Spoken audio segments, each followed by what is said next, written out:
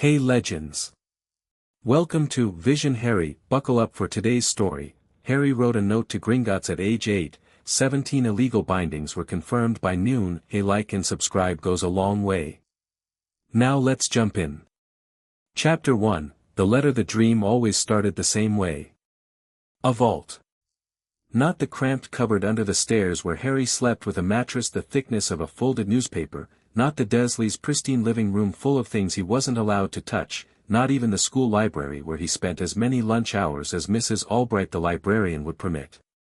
The vault was something else entirely, enormous and cold and smelling of metal and old stone, with torches that burned green instead of orange, and walls stacked floor to ceiling with gold coins that threw back the firelight in a way that made the whole room seem alive. That wasn't the part Harry kept coming back to, though. It was the letter. It sat on a small table in the center of the vault, on top of a velvet cloth that had probably been read once and had faded to the color of old rust. No envelope. Just a single sheet of heavy cream paper, folded in thirds, with his name written on the front in handwriting he didn't recognize but felt like he should. The letters were neat and slightly slanted, and whoever had written them had pressed down hard with the quill like they were making sure the words wouldn't fade. Harry James Potter. Not freak. Not boy. His actual name, written by someone who'd known it. He never made it to the letter itself. He always woke up just as his fingers touched the paper, back in the cupboard, back in the dark, with the sound of Vernon Dursley's snoring coming through the floorboards above him and the particular smell of a house that didn't want him in it. The dream came 3 nights in a row the summer he turned 8. On the 4th morning, Harry got up before anyone else was awake, took a piece of notebook paper from his school bag, and sat at the kitchen table in the grey pre-dawn light and wrote a letter to a bank. He didn't know why he thought a bank might have something for him. He didn't know what a vault of green torched gold had to do with his dead parents or why a dream felt more like a memory than anything else did. He just knew, with the particular certainty that 8-year-olds sometimes have about things they can't explain, that the letter in the dream was real and the vault was real and someone, somewhere, was supposed to have told him something and hadn't. He'd heard the word Gringotts once. A man in London, when Aunt Petunia had taken Dudley into the city for his birthday trip and Harry had been dragged along because there was no one to leave him with. The man had been arguing quietly on a telephone on a street corner, something about a vault withdrawal and the exchange rate and those damned Gringotts goblins, and the word had stuck in Harry's brain the way certain words did when they felt like they belonged to him. So he wrote, "Dear Gringotts Bank. My name is Harry Potter. I think you might have something for me. My parents are dead. Do you have anything that belongs to me? I don't know my vault number. I live at 4, Privet Drive, Little Whinging, Surrey. I am 8 years old. Thank you." He reread it. Added P.S. I don't have an owl. I'm not sure how to send this. I hope this gets to you somehow. He folded it carefully. Wrote Gringotts Bank, London on the outside, which he knew wasn't a proper address but was the best he had. Then he went to the back garden before anyone woke up, held the letter out flat on his palm, and said, very quietly, "Please get there." Nothing happened. Of course nothing happened. He was 8 and he was talking to a piece of paper. He left it on the garden wall anyway, wedged under a loose brick so the wind wouldn't take it, and went back inside to start on the Dursleys' breakfast. 2 days later, the falcon came. It landed on the garden wall at 7:40 in the morning, while Harry was hanging out washing and Dudley was inside watching television at a volume that registered somewhere between unpleasant and structural damage. The bird was the size of a large cat and wearing armor.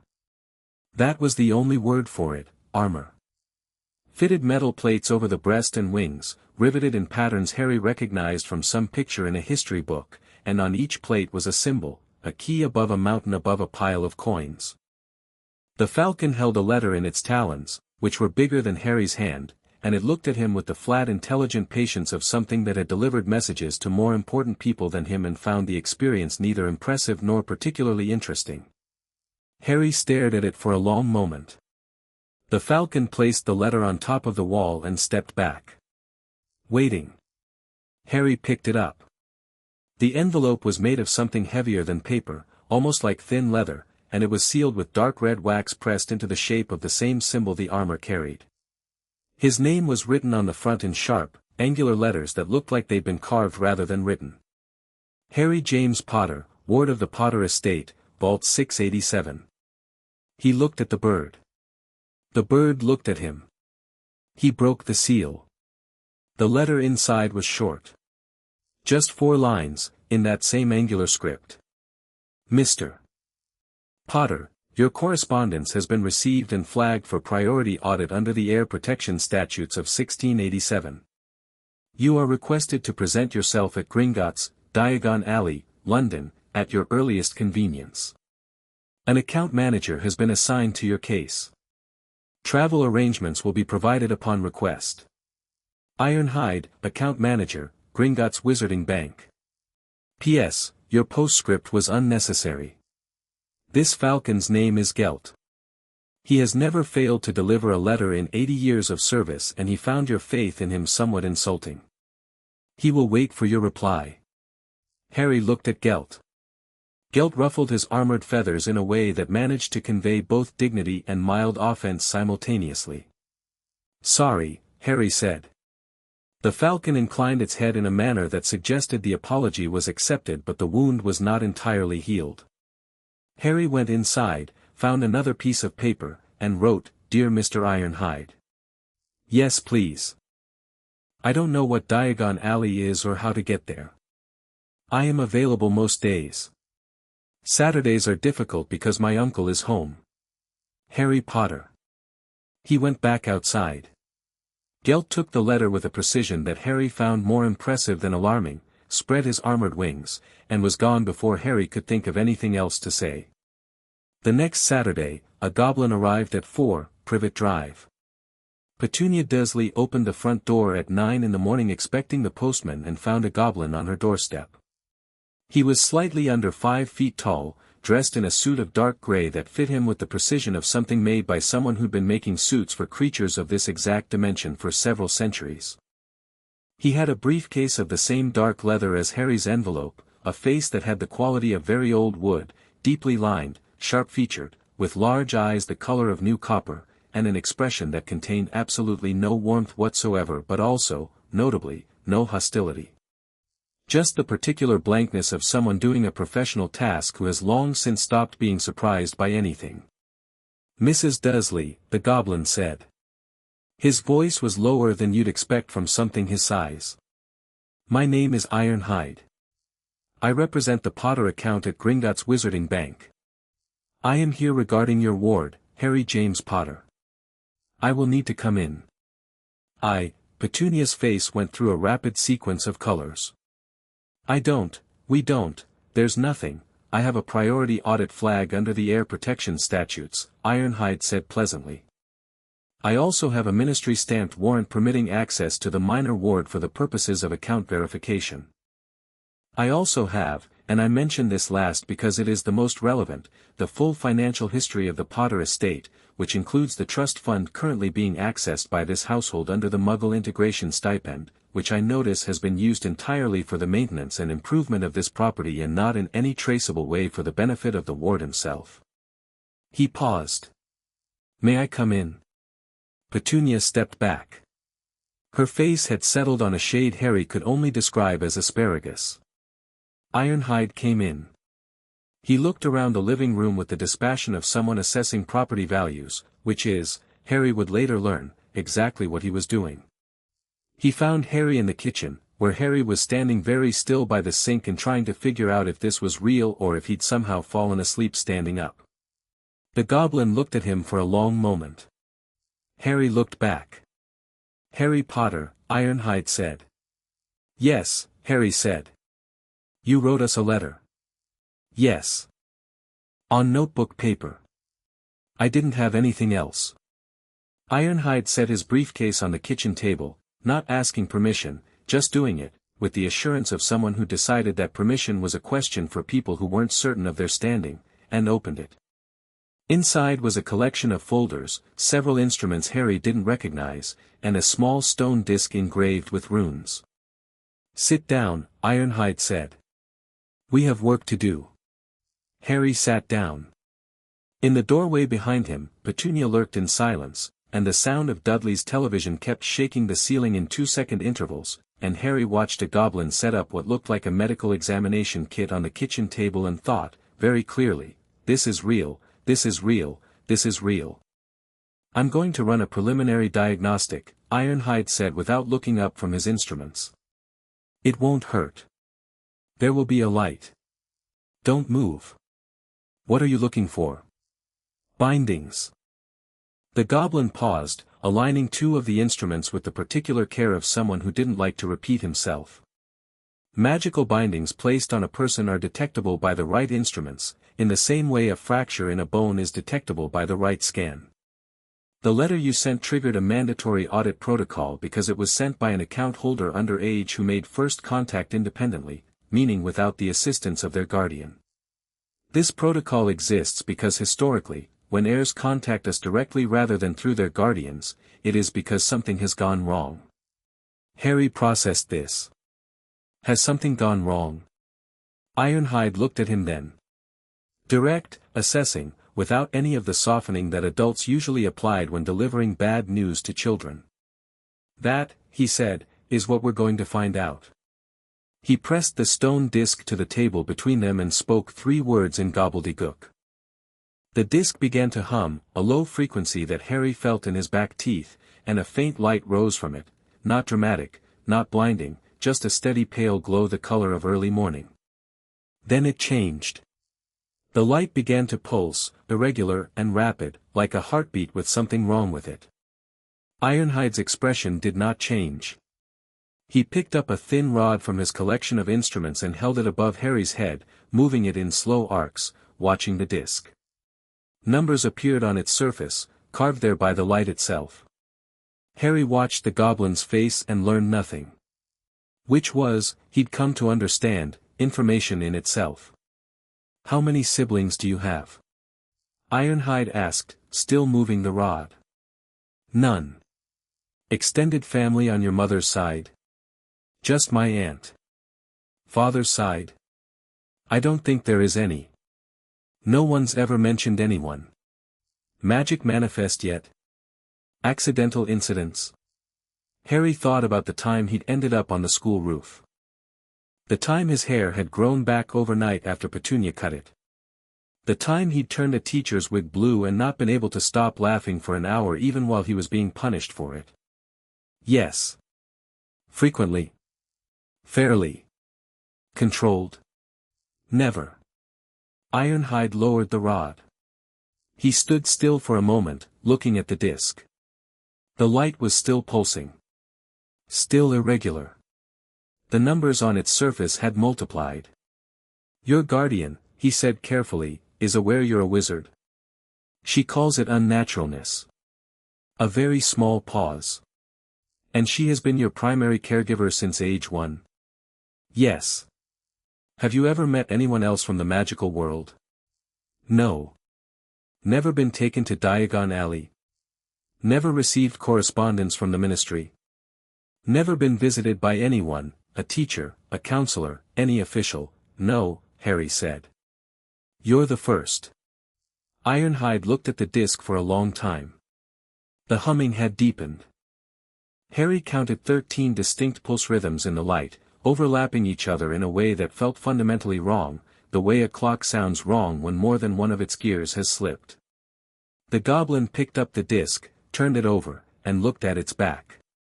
Then he put it down very carefully, the way you put something down when you want to make sure you don't drop it. Mrs. Dursley, he said, without raising his voice but with a quality that brought Petunia's lurking to an abrupt end. You will want to contact your husband. Vernon came home at 11:15, which given the ferocity of the telephone call Petunia made to his office suggested he'd probably been halfway across Surrey when he left.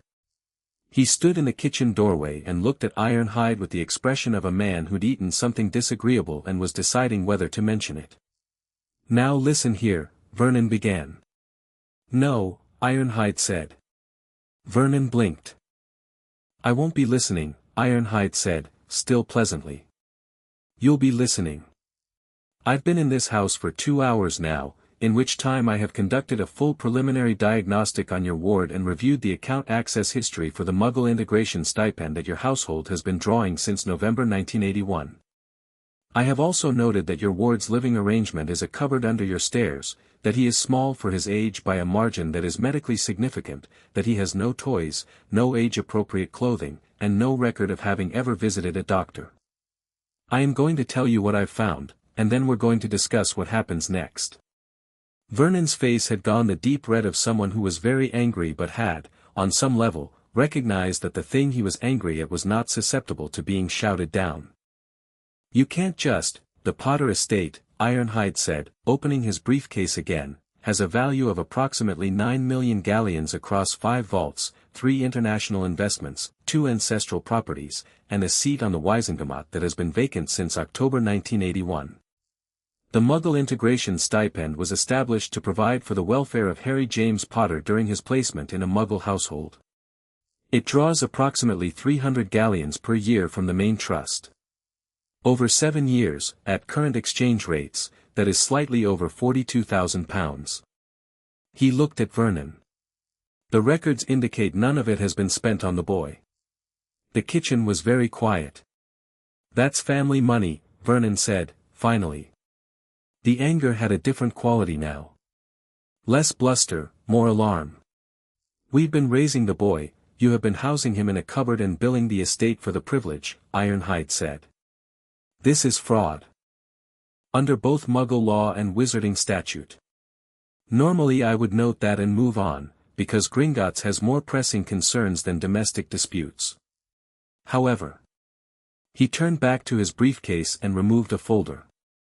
The preliminary diagnostic flagged something that elevated this case beyond a routine welfare check. He placed the folder on the table and opened it. Inside were the disk's readings, printed in angular goblin script on parchment that Harry didn't know was parchment yet and thought was very thick paper. The numbers were larger than Harry had expected and there were more of them, row after row after row. A standard diagnostic, Ironhide said, might find 1 binding on a person. Perhaps 2, in extreme cases, someone under a life oath, for instance, or a strongly enforced tracking charm. 3 would be cause for a formal investigation. 5 would be cause for an emergency audit. He paused. The preliminary scan of Harry Potter has flagged 17 distinct magical bindings. The number sat in the kitchen like a piece of furniture nobody had bought. 17, Harry said. He heard his own voice saying it and felt nothing in particular, which might have been shock or might just have been the particular emotional flatness that comes from hearing something your body already knew. What kind of bindings? The preliminary scan can identify that bindings exist and give a rough classification. The full audit will tell us everything. But among what I can already confirm, Ironhide touched the printed page, 1 finger running down a column of numbers, there are at least 2 suppressants on your active magical ability. There is a block on your inheritance access. There is something on your memory, the scan can't say how extensive yet. There is what appears to be a loyalty compulsion, though it's been layered with something else and I can't be certain until we get you in the ritual chamber. He looked up. There is also what I believe is a suppression of a blood oath. Someone swore an oath to protect you. That oath has been locked. Harry stared at the numbers on the page. He thought about every accidental magic incident he'd ever had. The school roof. The wig. The hair growing back. He thought about how those incidents always surprised him, how it never felt like his own power, more like something bursting a valve it was never meant to burst. He thought about every time he tried to make something happen and couldn't, every time he'd reached for that warm electric feeling and hit a wall instead. 2 suppressants. Who did it? He asked. Ironhide's copper eyes studied him. The full audit will tell us that too. Some bindings carry magical signatures, they can be traced to the caster. Others are more difficult. But we will find what we can. He closed the folder. Which brings me to why I required your uncle's presence. Harry, the full audit must be performed at Gringotts. In our ritual chamber, with our healers, and our senior account managers. It will take several days and it is not something you can return home from at the end of each session. He looked at the Dursleys, who had crowded into the kitchen doorway, both of them very still. Your ward requires a change in custody arrangements. Temporary, while the audit is completed, at which point, depending on what we find, arrangements may become considerably less temporary. You can't take him out of our house, Petunia said, and her voice had a different quality than Vernon's bluster. Something thinner in it. Something that might, in someone else, have been fear. We were given custody by Albus. By whom? Ironhide said. Petunia stopped. You were going to say a name, Ironhide said. Whose name? Petunia pressed her lips together. Albus Dumbledore, Harry said. He looked at his aunt. Her face gave nothing away, it was a practiced blankness, well worn. Someone named Albus Dumbledore gave you custody of me. Petunia said nothing. Because, Harry said, working it out as he went, the way he always did when information came in pieces, Gringotts never transferred guardianship. Did they? He looked at Ironhide. If Gringotts had done it, you would already know who placed the custody arrangement. But you asked her who gave it to her, which means it was done outside the bank. Outside the normal channels. Ironhide looked at him for a moment with an expression that wasn't quite surprise but was somewhere in that general vicinity. Correct, he said. The Potter estate has no record of any official guardianship transfer. Which means that whoever placed you here did so without the bank's knowledge and without the estate's authorization. Harry looked at his aunt again. She was staring at the kitchen floor. Vernon's hand had moved to her shoulder, not comfort, Harry thought, more like two people steadying each other against a current. He felt no particular anger about it. Not yet. That would come later, he suspected, and be much bigger when it arrived. Right now he just felt the strange calm of a puzzle snapping into shape, the feeling of understanding the edges of a thing even if the middle is still dark. All right, he said. He looked at Ironhide. What do I need to bring? He packed in about 10 minutes. There wasn't much. His school bag, with 2 books he'd borrowed from the school library and had been meaning to return, a torch, his spare set of school clothes, the one jumper that fit him, and the small tin he kept under his mattress that held £7.43 saved from change he'd found in the back of Petunia's sofa over 3 years.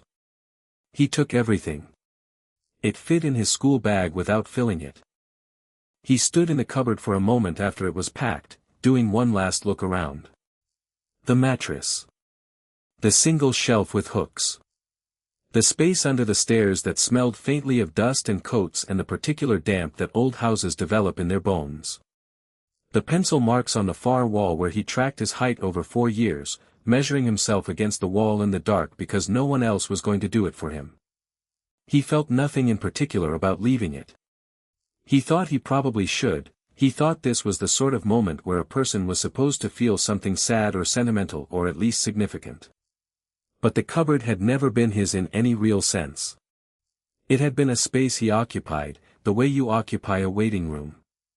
He closed the door behind him without looking back. In the kitchen, Ironhide had laid out 3 documents on the table and was watching Vernon sign each one with the expression of a solicitor observing a formality.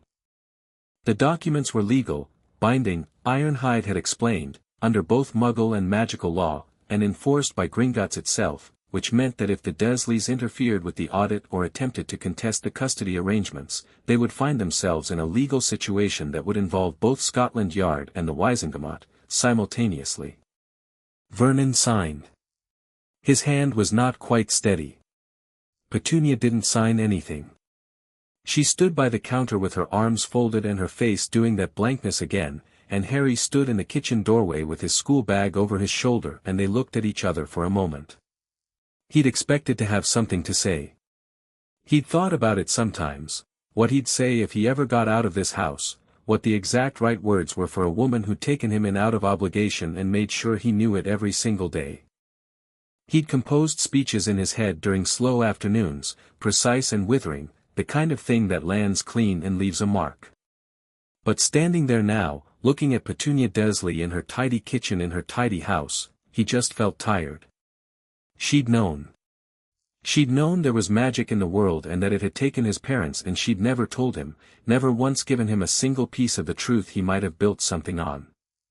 And she'd spent 7 years taking money from his dead parents' bank account to maintain the house that kept him in a cupboard, and her face right now was the face of a woman who had long ago decided that the best strategy was to know nothing, say nothing, feel nothing. He didn't think she was a monster. That would have been easier. "Thank you for feeding me," Harry said. He meant it. It was a small and insufficient thing, but it was real. "I hope Dudley has a nice life." He followed Ironhide out the front door. Gelt was waiting on the garden wall, impassive and armored, and fell into formation beside them as they walked down the drive. Ironhide had a small brass device in his coat pocket that he activated as they reached the pavement. Harry felt the air shiver, a displacement like the world took a half-step sideways, and then there was a car waiting at the curb that hadn't been there a moment ago. Not a flashy car. A dark, sensible vehicle of indeterminate make, driven by another goblin who didn't introduce himself and was clearly not interested in small talk. Harry got in. Ironhide got in beside him. Gelt, who apparently traveled in the front passenger seat as a matter of course, settled on the headrest and folded his wings with the air of someone who found commercial seating beneath his dignity but was managing. They pulled out into the street and Harry watched Privet Drive get smaller in the window until it was the same as all the other houses on the road, identical and beige and pointed in the same direction, and then they turned and it was gone. "I have questions," Harry said. "I assumed," Ironhide said. He had his briefcase open on his lap and was sorting through folders, but his attention was divided, Harry could tell, in the way that children who've grown up in difficult houses develop an acute sense for the attention of the adults around them.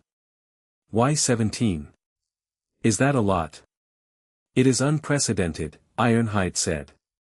"In the history of Gringotts audit records, which go back to 1097, the highest number of magical bindings confirmed on a single individual is 8. That case was considered so extreme it resulted in a revision of wizarding law." He turned a page. "You have 17 on a preliminary scan. There may be more we haven't found yet. Who can do that? Who has the power to put 17 bindings on an 8-year-old? Someone who is very powerful, very knowledgeable, or more than one person working in concert." He looked up briefly. "Possibly all 3. Harry thought about this. "The one you mentioned, the blood oath suppression. Someone swore to protect me and the oath was locked." "Correct. Who would swear a blood oath to protect me?" "Someone who loved your parents very much," Ironhide said. "Or owed them a debt of that magnitude. Blood oaths are not given lightly, they bind the swearer completely, they cannot be broken without consequences, and the impulse to take one is, generally, genuine." He paused. "The oath being suppressed means the person who swore it has been prevented from fulfilling it. We don't yet know why, or by whom." Harry looked at the window. Fields, now, then the outskirts of motorway. The sun was getting toward noon. He'd been awake since 6 and he hadn't eaten breakfast and the world had reoriented itself around completely different axes since morning, but he felt, underneath all of it, a clear and focused sense of forward motion. "The audit," he said. "When you said it would take several days, what does it actually involve?" "Each binding needs to be identified, documented, and then removed, if removal is possible. Some can be removed immediately. Others require preparation. The full process is," Ironhide paused, and in that pause Harry caught something that he'd learned to recognize over the coming years, a goblin choosing between a comfortable version of the truth and the actual version. "Tell me the real answer," Harry said. Ironhide looked at him again. That same not quite surprise. "Some of the removal processes are painful," he said. "Particularly the suppressants, when magic that's been bound is released, it comes back all at once. The healers have managed it before, but it is not comfortable." He kept his eyes on Harry's face, watching for the flinch. "All right," Harry said. "That's all. Just all right." I've had worse than uncomfortable. Harry said it without any particular drama, just as a statement of fact. What about the memory one? If something's been done to my memories, does the removal bring them back? Potentially. Depending on how the block was placed. Some memory modifications are reversible on a block-by-block basis. Others have been in place long enough that what's underneath has degraded. Another pause. I want to be honest with you, we don't know what you'll find when we get in there.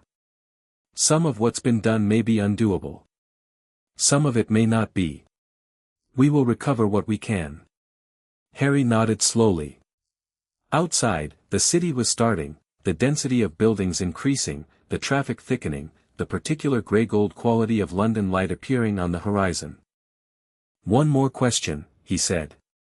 For now, Ironhide said, which was, Harry realized, a goblin's way of leaving a door open. The person who did this, when we find out who it is. What happens then?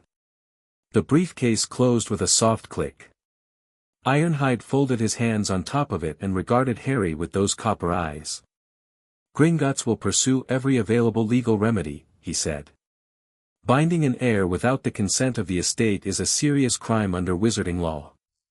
Suppressing a blood oath is worse. The memory modifications, the inheritance blocks, the loyalty compulsions, each one carries its own penalties. If the signatures confirm who we suspect, he stopped himself. Who do you suspect? Harry asked. I have theories, Ironhide said. I would rather have evidence first. Harry accepted this. He was 8 years old and he was very good at waiting for things. The car moved through London and Gelt sat on the headrest and the briefcase sat on Ironhide's lap and Harry watched the city build up around him, all stone and noise and thousands of people going about their lives, and somewhere in all of it was a street that led to a bank that had been waiting for him, and a vault with green torches and a letter on a velvet cloth, and 17 bindings that someone had spent a great deal of effort placing on a child who'd been written off as manageable. He thought about that word, 17. The weight of it. The deliberateness of it. You didn't put 17 bindings on something you weren't afraid of. He turned that thought over carefully, like finding a coin on the pavement and checking what it's worth. Someone had been afraid of him. Had gone to extraordinary lengths to make sure he stayed small and magic-starved and ignorant and grateful for a cupboard under the stairs. Harry Potter was 8 years old and he had £7.43 in a tin in his school bag and he was sitting in a car with a goblin who was taking him to find out exactly what had been stolen from him. He tucked the thought away neatly, alongside his questions and his waiting. 17, he thought. By noon, then. The city opened up around the car, bright and complicated and full of things he didn't know yet, and Harry sat forward slightly in his seat. Chapter 2, The Audit. Diagon Alley was nothing like Harry had imagined, mostly because he hadn't imagined it at all, he hadn't known it existed until this morning, and the mind doesn't build pictures of things it has no frame for.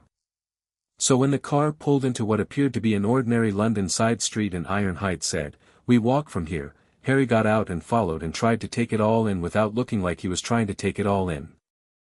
They went through the leaky cauldron, which was dark and smelled of old wood and something fermented and had the quality of a place that had been busy once and was still deciding if it wanted to be busy again.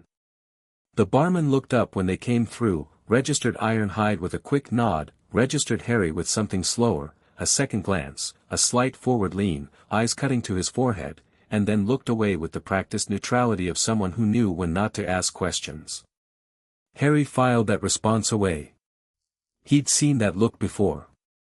He just hadn't known what it meant until this exact moment. Ironhide tapped a brick pattern in the back wall with the brass device from his pocket. The bricks folded back. The alley opened up. Harry had exactly 3 seconds of genuine wonder, bright shop fronts, a sky that seemed too blue, the smell of something sweet and something sulphurous competing for the air, people in robes that seemed entirely ordinary to everyone wearing them, before Ironhide said, "Keep pace," and walked directly down the center of the alley toward the white marble building at the far end without slowing for anything. The building was enormous. Not tall, exactly, but massive in the way that certain buildings are, the ones that have decided they don't need to compete with skyscrapers because they already won whatever competition matters. White stone that was too white to be natural, gleaming in the London morning with an almost aggressive quality. Columns that held up nothing structurally necessary but made a statement about who had built this and what they thought of everyone else's architecture. Bronze doors 12 feet high engraved with the same mountain Anki motif as Gelt's armor, and standing on either side of them, two goblins in uniform so sharply pressed it looked painful. They stepped aside for Ironhide without being asked. Inside was marble, floors, walls, the high vaulted ceiling above. The noise was constant but low, the sound of a place where a great deal of money was moving in many different directions and everyone involved in its movement was taking it extremely seriously. Dozens of goblins at high counters, wizards waiting in queues with bags and boxes and things in cages, and underneath all of it a subtle vibration, not audible, just present, that was either the building's foundations or something Harry's newly freed nerve endings were picking up from the general concentration of magic in the air. The tellers didn't look at Harry. But the room did. Not obviously, not the way the barman had looked, but the particular atmospheric shift of a space that has registered the entry of something significant happened the moment he walked through those bronze doors, and Harry noticed it the way he noticed most things, which was immediately and without making a fuss about it. This way, Ironhide said, not toward the main teller counters but left, toward a corridor marked with a series of symbols that meant nothing to Harry yet. The audit chamber is on the lower level. Senior Auditor Coppervein is already there. Who's Coppervein? Our most senior account healer. She has been with Gringotts for 400 years and has performed more binding removals than any other practitioner on the continent. She is also, Ironhide added, with the tone of someone issuing a preparatory warning, not warm. That's fine, Harry said. Warm people make me suspicious anyway. Ironhide glanced at him sideways. You are a very strange child, Mr. Potter. I've had a strange morning, Harry said.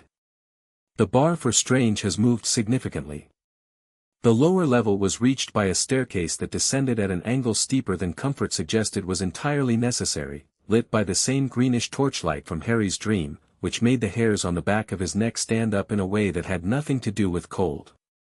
The walls down here were stone rather than marble, older, darker, carved with patterns that looked less decorative and more functional, runes or wards or both. Coppervein was already in the audit chamber. She was very old, even by goblin standards, Harry would later learn, she registered as ancient. Her face had the quality of very old stone, more geological than organic, and her eyes were a pale gold that had probably been brighter several centuries ago. She was wearing healer's robes, dark blue, and had an array of instruments arranged on a stone table with the precise and unarguable organization of someone who'd been doing this for 400 years and had long since solved every organizational problem. She looked at Harry when he came in. Smaller than I expected, she said. That might be one of the bindings, Harry said. A pause. She looked at Ironhide. Ironhide said nothing but had a quality of careful neutrality that on a human face would have been a suppressed smile. Coppervein made a sound that wasn't quite a laugh but was something in that general family. Sit on the table, boy. Not the instrument table. The one behind you. Harry sat on the stone table behind him. It was exactly as comfortable as it looked, which was not very, and he settled his school bag beside him and looked around the room. It was circular, about 30 feet across, with the rune-carved walls continuing from the corridor and a ceiling too high to see clearly in the green-tinted light. Set into the floor was a pattern in dark metal, a circle inside a circle, with lines connecting points in a way that reminded Harry of something he'd seen in a geometry textbook except that geometry textbooks didn't usually make the air above them feel thick. Full audit protocol, Coppervein said, not to Harry but to Ironhide, and the way she said it told Harry this was an unusual thing to say, the way a doctor says the name of a serious procedure. Full protocol, Ironhide confirmed. Preliminary flagged 17. Coppervein went very still for a moment. Then she turned back to her instrument table and began picking up objects with the focused care of a person assembling something that needed to work perfectly. I'm going to explain what we're doing as we do it, she said. Not because you need me to, but because people handle procedures better when they know what's happening. In my experience. All right, Harry said. The diagnostic circle on the floor is the full-body audit ring. When you stand in it, it will read every magical binding on or in you, active, dormant, partial, old, recent. Everything. The reading will come up here. She pointed to a tall narrow stone at the head of the circle that Harry had taken for a structural column, and I'll record each binding by type, origin, and estimated date of casting. She set down one instrument, picked up another. The origin identification is the part that matters for your legal case. Most bindings carry the caster's magical signature. Some don't. We'll see what we see. What makes a binding illegal? Harry asked. She looked at him over her shoulder. Intent and consent. A binding placed on a child without the consent of their estate and without emergency justification is illegal by default. A suppression of magic on someone who hasn't consented is illegal. A memory modification without ministry-filed documentation is illegal. A loyalty compulsion is illegal under any circumstances, it doesn't matter who casts it or why. She turned back to her table. There are some bindings that are legal. Tracking charms filed with the estate. Certain protective enchantments documented at birth. Safety wards on physical locations. We'll see what you have. I expect very little of it will fall into the legal category. Because of the number. Because of the number, she agreed. Legal protective bindings on a child generally number 2 or 3. 5 is unusual. Anything above 7 is considered, well. Frankly, anything above 7 is considered a violation by any standard I've practiced under. Harry sat with this for a moment. Can I ask you something? You're going to regardless. True. The preliminary scan, Ironhide said there might be more than 17. How many more? Coppervein placed her last instrument carefully and turned to face him fully. She was not warm, Ironhide had said. But she was direct, and Harry had discovered early that he far preferred directness to comfort. The preliminary scan picks up active and recently cast bindings most easily, she said. Older ones, particularly those cast on an infant, can be harder to read through the noise of all the newer ones sitting on top. Once we start removing the outer layers, we may find older ones underneath. She paused. I don't want to give you a number. I don't have one yet. Give me a range. Something in her old gold eyes shifted, not quite respect, but recognition. We may find as many as 23 or 24 before we're done. Harry nodded slowly. Okay, he said. When do we start? Standing in the audit ring felt like standing at the center of something very old that had been waiting to be used. The circle lit from the floor when Harry stepped into it, the dark metal lines illuminating in a sequence, inner circle first, then the connecting lines, then the outer ring, like something powering up.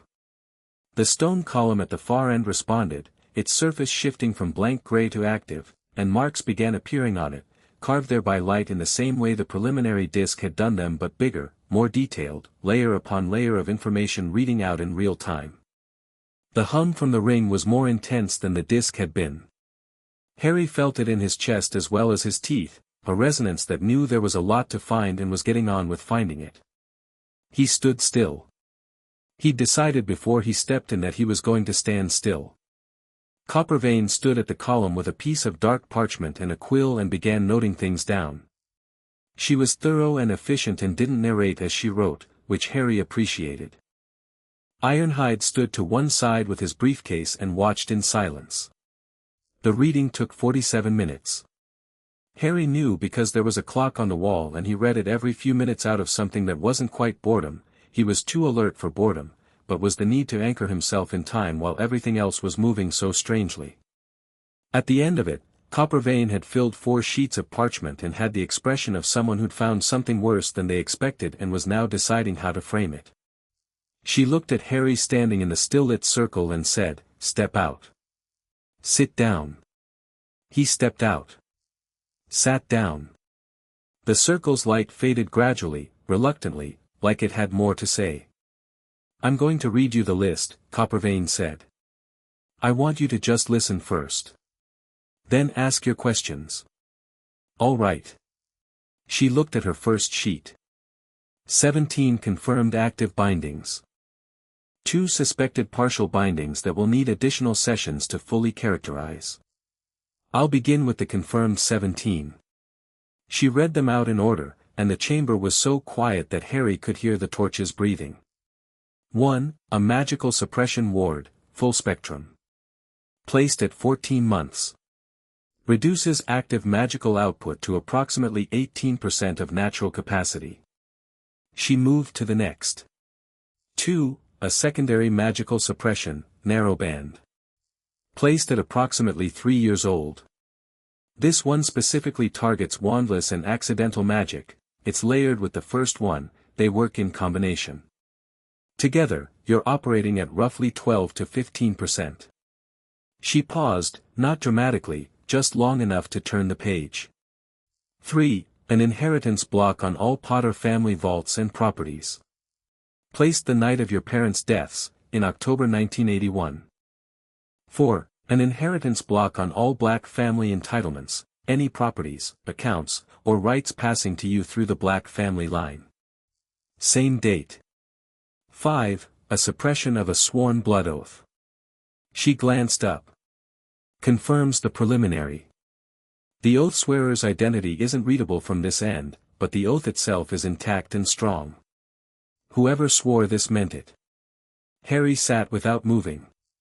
6. A memory block on your first year of life. Comprehensive, nothing before the age of approximately 14 months has been left accessible. 7. A partial memory suppression on any accidental magic strong enough to suggest your power level. It works retroactively, incidents below a threshold are unaffected, but any significantly powerful accidental magic will not consolidate into long-term memory. You experience them, but within 48 hours the memory flattens. She turned the page. 8. A tracking charm, filed. This one is technically legal, it's registered with the Ministry.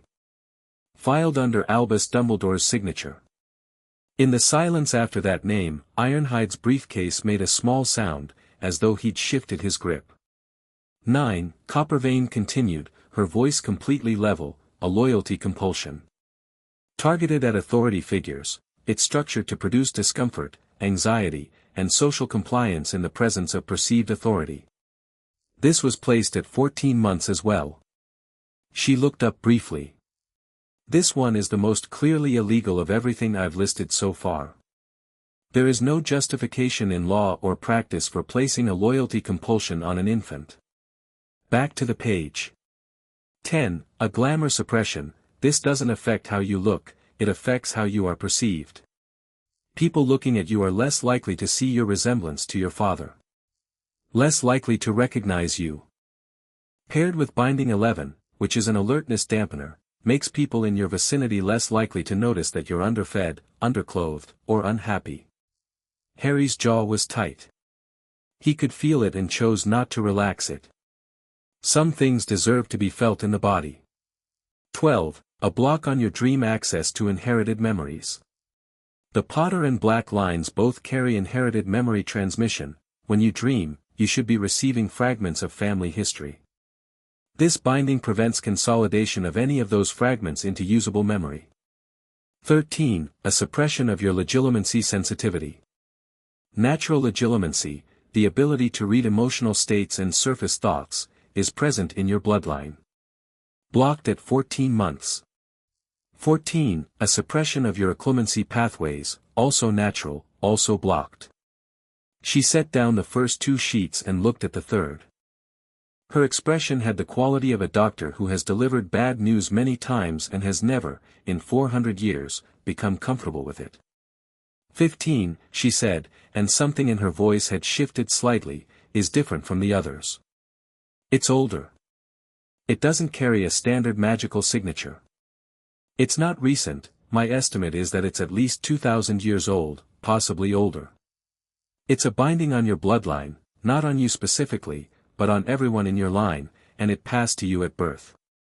I can't fully read its purpose yet. That's one of the 2 suspected partials I mentioned. What's 16? Harry asked. A prophecy lock. She said it flatly, but there was weight in the flatness. This is a binding that ties your free will and magical development to the terms of a specific prophecy. It is, in layman's terms, a binding designed to ensure you develop along a specific path, that certain things happen to you in a certain order, that you meet certain people, make certain choices. It constrains probability around you. She looked at him. It was placed by Albus Dumbledore's hand. I cannot tell you what the prophecy says from this reading, but I can tell you the binding is timed. It was set to activate when you turned 11. The torches breathed. 17, Coppervein said, is in your scar. She waited. Harry waited.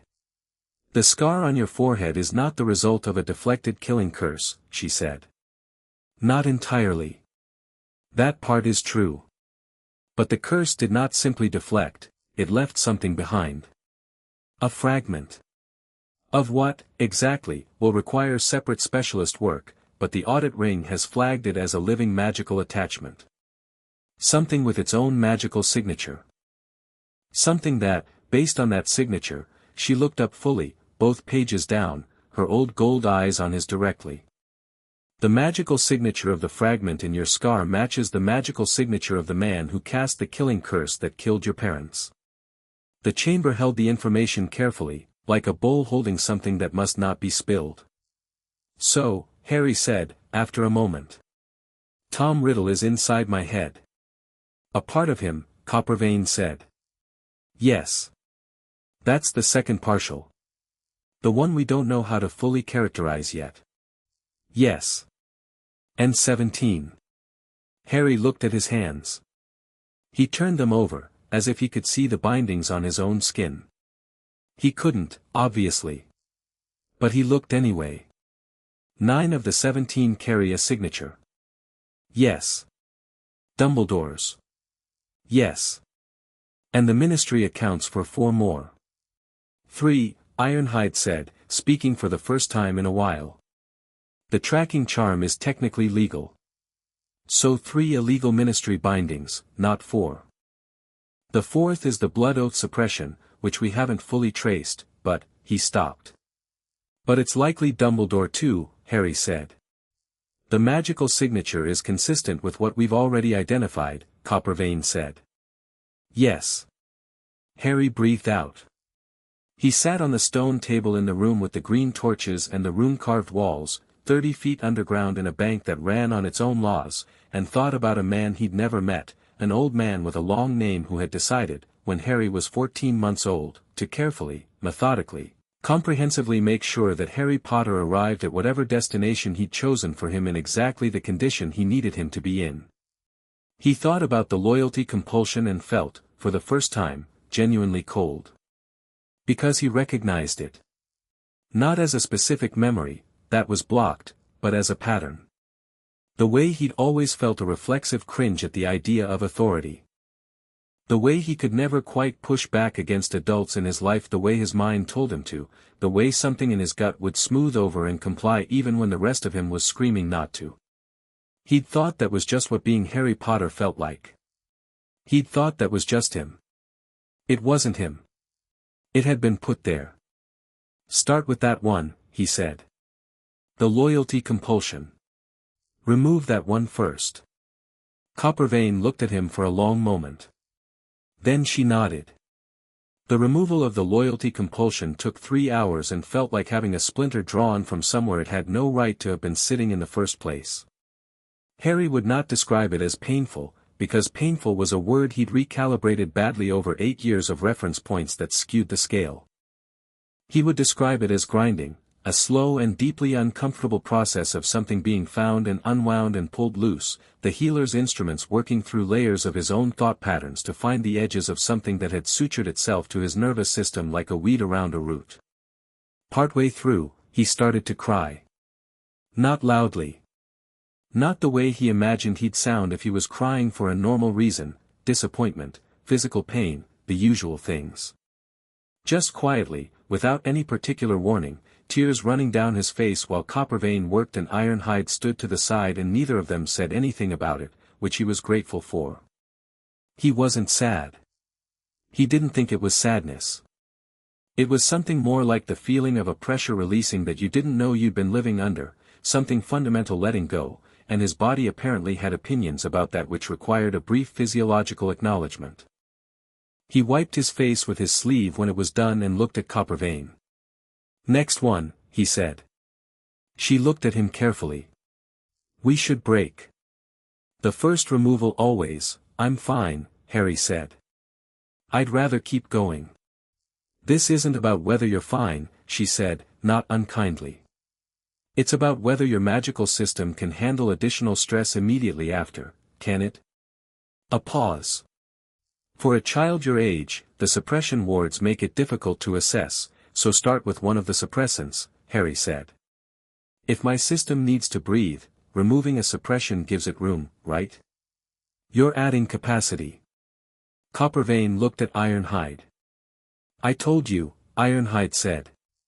"You told me he was unusual," she said. "You didn't tell me he was going to argue goblin healer protocols." "I'm not arguing," Harry said. "I'm reasoning. There's a difference." She made that almost laugh sound again.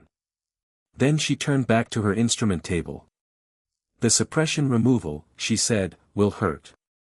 Genuinely. When compressed magic is released, it comes back fast and it comes back hot. Adults who've had suppressants removed describe it as, imagine every nerve in your body lighting up simultaneously. Mildly pleasant in small doses. Not in the volumes you're dealing with. How much magic are we releasing? Based on the audit readings, and I want to be clear that these readings were taken through the suppressants themselves, so we're looking at minimums, you are significantly above the standard measurement ceiling for a wizard your age. Your natural magical core, once freed of the suppressants, will require recalibration before you can use it safely." Harry absorbed this. "How long does recalibration take?" "Weeks. Possibly months, for the full capacity. You'll have access to more than you had before within hours of the first removal, but the full picture will take time." She selected two instruments, held one up to check its calibration. "You won't be able to contain it all at once. It will bleed out in accidental discharges for a while. More than before. More than before, but directed differently. You won't be fighting the suppressants. So it will actually be more controllable, not less." She looked at him. "Are you ready?" Harry lay back on the stone table and looked at the ceiling too high to see clearly. "Yes," he said. The suppressant removal took 45 minutes and yes, she was right, it hurt. It was like being turned inside out from somewhere central, like every cell he had deciding to change state simultaneously. He clenched his teeth and gripped the sides of the table and kept his eyes on the ceiling and breathed, just breathed, because that was the only active choice available to him during those 45 minutes and he was going to make it deliberately. About halfway through, all the torches in the chamber flared to full height at once, green, white and roaring. Coppervein didn't step back. She adjusted her instrument grip and kept working. At the 45th minute, something in Harry's chest unlocked, a specific, physical, unmistakable sensation, like a fist releasing, and the magic that had been pressed into a corner of himself somewhere rushed outward through his entire body in a wave and all the torches went out simultaneously and then came back green and steady and the chamber smelled like ozone and something electric and new. Harry lay there for a moment. Breathing. Then he sat up. The stone table under his hands felt different. Everything felt different. Not larger, he hadn't grown in the past 45 minutes, but more present, more occupying of its actual space, more real in the way that food tastes real after you haven't eaten. He was aware of the room in a way that was new, not magic user awareness, not yet, he had no practice with it, but something like the way a person whose hearing has been partially blocked their whole life sounds the world for the first time after it clears. The runes on the walls weren't just decorative. He could feel that now, the way you feel bass through a floor. They were doing something. Several somethings, all at once, layered and purposeful. How do you feel? Ironhide asked. Harry looked at his hands. Different, he said, which was the most accurate word. Good different or bad different? I'll tell you in an hour. He looked at Coppervane. What time is it? She glanced at the clock. 12:15. The other suppressant, Harry said. And then the glamour and the alertness dampener. And the inheritance blocks. Not all in one day, Coppervane said. How many in one day? 3 more today. If your system holds. It'll hold, Harry said. You can't know that. I know it like I know things, Harry said. I can't explain it better than that. She looked at him for a long moment. 3 more today, she agreed. They worked until 6 in the evening. The second suppressant came out differently from the first, more smoothly, less painful, as though with the first removed there was room for the second to simply unweave rather than fighting its way out. Harry felt it less in his nerves and more in his head, a clarity, sudden and startling, like a window being cleaned, the world's colors sharpening by degrees. The glamour suppression and the alertness dampener came out together, because Coppervane determined they'd been bound to each other at casting and required simultaneous removal. Harry barely felt them go. But when they were done, Ironhide looked at him from across the room and something changed in his expression. You look like James Potter, Ironhide said. Considerably. You knew my father? By account, the goblin said. I never met him. But I've seen the portrait in your vault. Harry absorbed the word portrait with the particular care of someone adding an item to a mental list that had been empty for a long time. Coppervane released him at 6:15 with a list of instructions and a vial of something dark and medicinal smelling that she said he was to drink before sleeping and that tasted, Harry would later discover, like someone had boiled leather and added salt. She also told him that the magical recalibration would produce some interesting side effects over the next few days, and that interesting in this context meant he should not be alarmed if objects near him moved or changed temperature without warning. Is there somewhere I'm staying? Harry asked Ironhide, as they climbed back up the too steep staircase. Gringotts keeps residential quarters for clients undergoing extended procedures, Ironhide said. You'll be in them until the audit is complete. It's not luxurious. Better than a cupboard, Harry said. Significantly, Ironhide said, and his tone had something in it that Harry couldn't quite classify, something old and sharp that wasn't quite anger but was adjacent to it. They emerged into the main floor of the bank. The evening crowd was thinner, the light softer, the constant motion of the tellers dimmed slightly toward the end of business hours. Harry walked across the marble floor and felt, with every step, more present in his body than he ever had. A witch was leaving with a large bag of gold coins, her robes deep violet, and she glanced at Harry as they crossed paths, just a casual glance, the kind you give anyone, and then she looked back, sharply, all her casual attention suddenly very focused and very still. Harry looked at her steadily and kept walking. That will happen, Ironhide said, low, beside him. More than you're probably prepared for. People recognizing me. People who've been looking for you. People who've spent 7 years wondering where Harry Potter was. He paused. Not all of them friendly. I can handle unfriendly, Harry said. You're 8 years old. I was 8 years old this morning too, Harry said. A lot has changed since this morning. Ironhide said nothing for a moment as they walked. Then, Ragnarok wants to meet you. Harry glanced at him sideways. He didn't know who Ragnarok was yet, but the way Ironhide said the name told him it was the kind of name that carried its own introduction. Tomorrow, Harry said. It came out less like a question than a decision. Tomorrow, Ironhide agreed.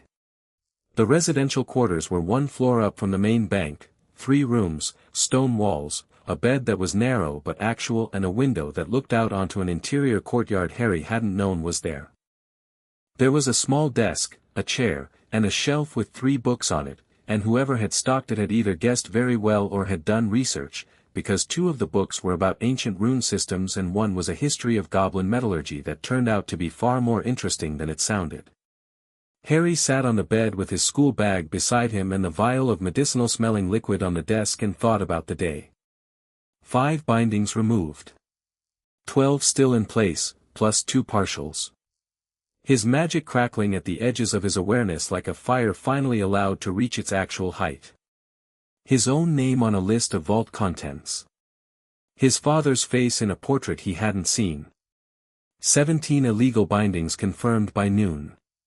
He thought about Albus Dumbledore, and felt the absence of the loyalty compulsion like the absence of a stone he'd been carrying without knowing he was carrying it.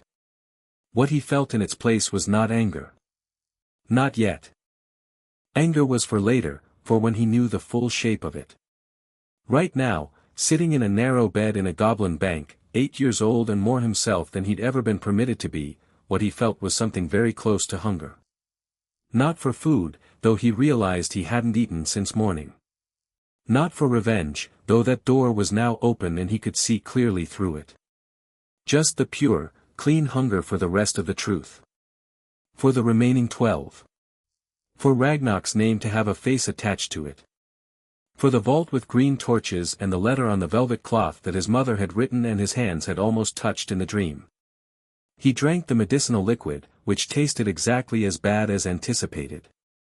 Then he lay back and looked at the stone ceiling and listened to Gringotts settle around him, the deep structural sound of a building that has stood for 1,000 years and intended to stand for 1,000 more, and let himself feel, for the first time in memory, the particular quiet of a place that was not hostile to his being there.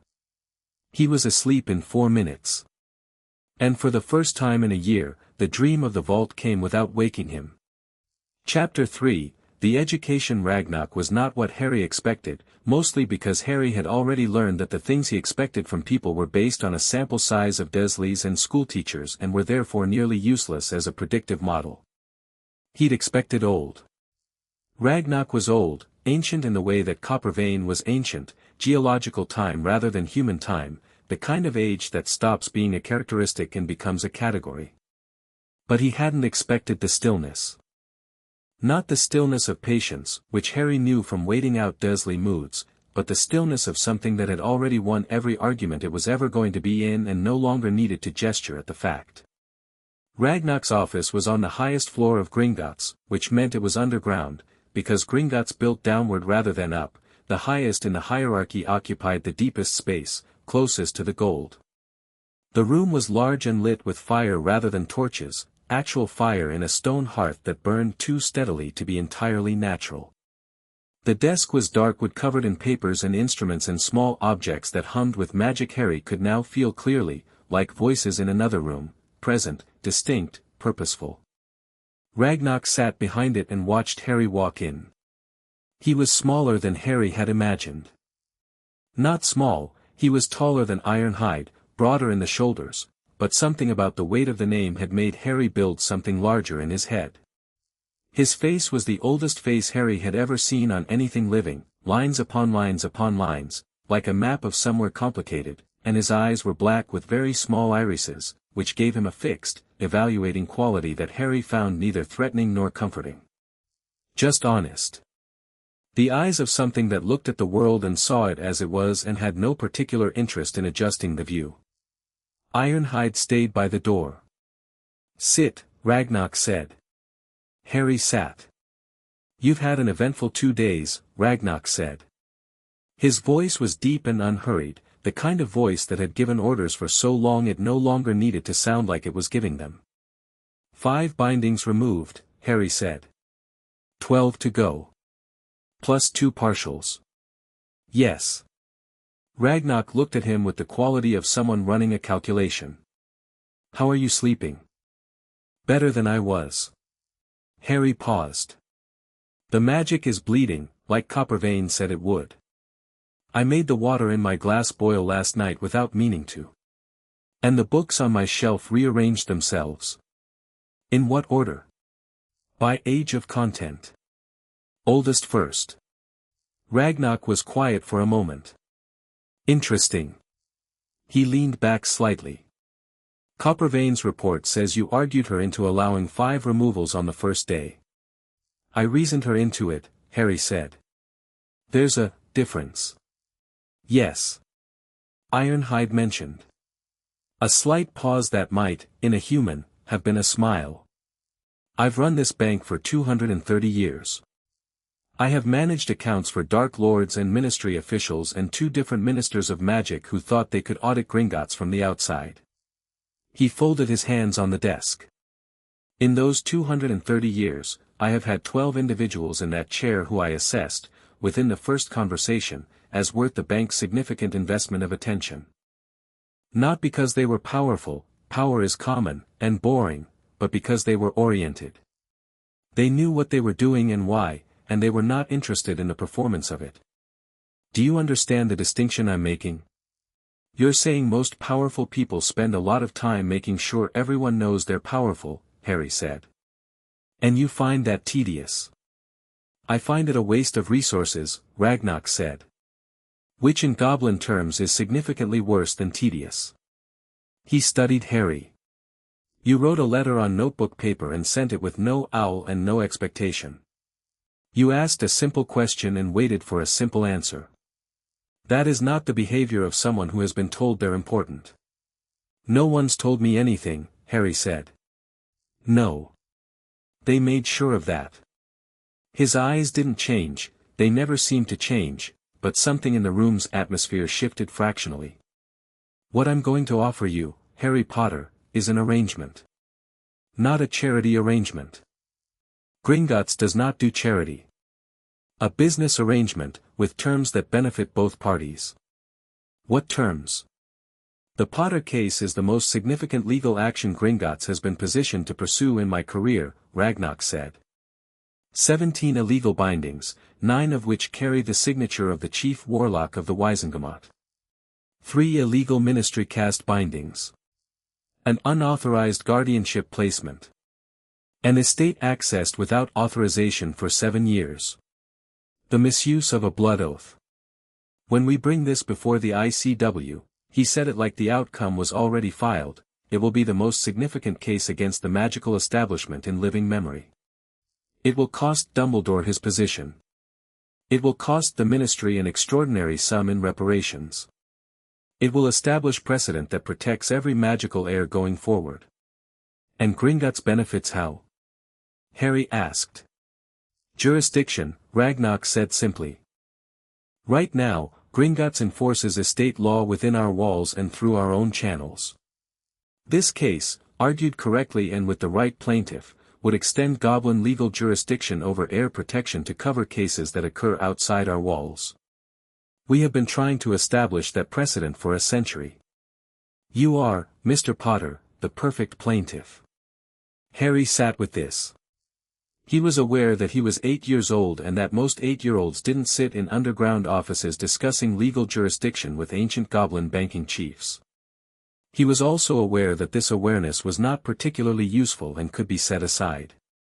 What does the arrangement involve? He asked. Gringotts funds your education until you're ready for Hogwarts. Full education, not just magical theory. Language, mathematics, history, politics, law. We have tutors. You would study here, in these premises, for up to 8 hours a day, with full access to the Gringotts archive. He watched Harry's face.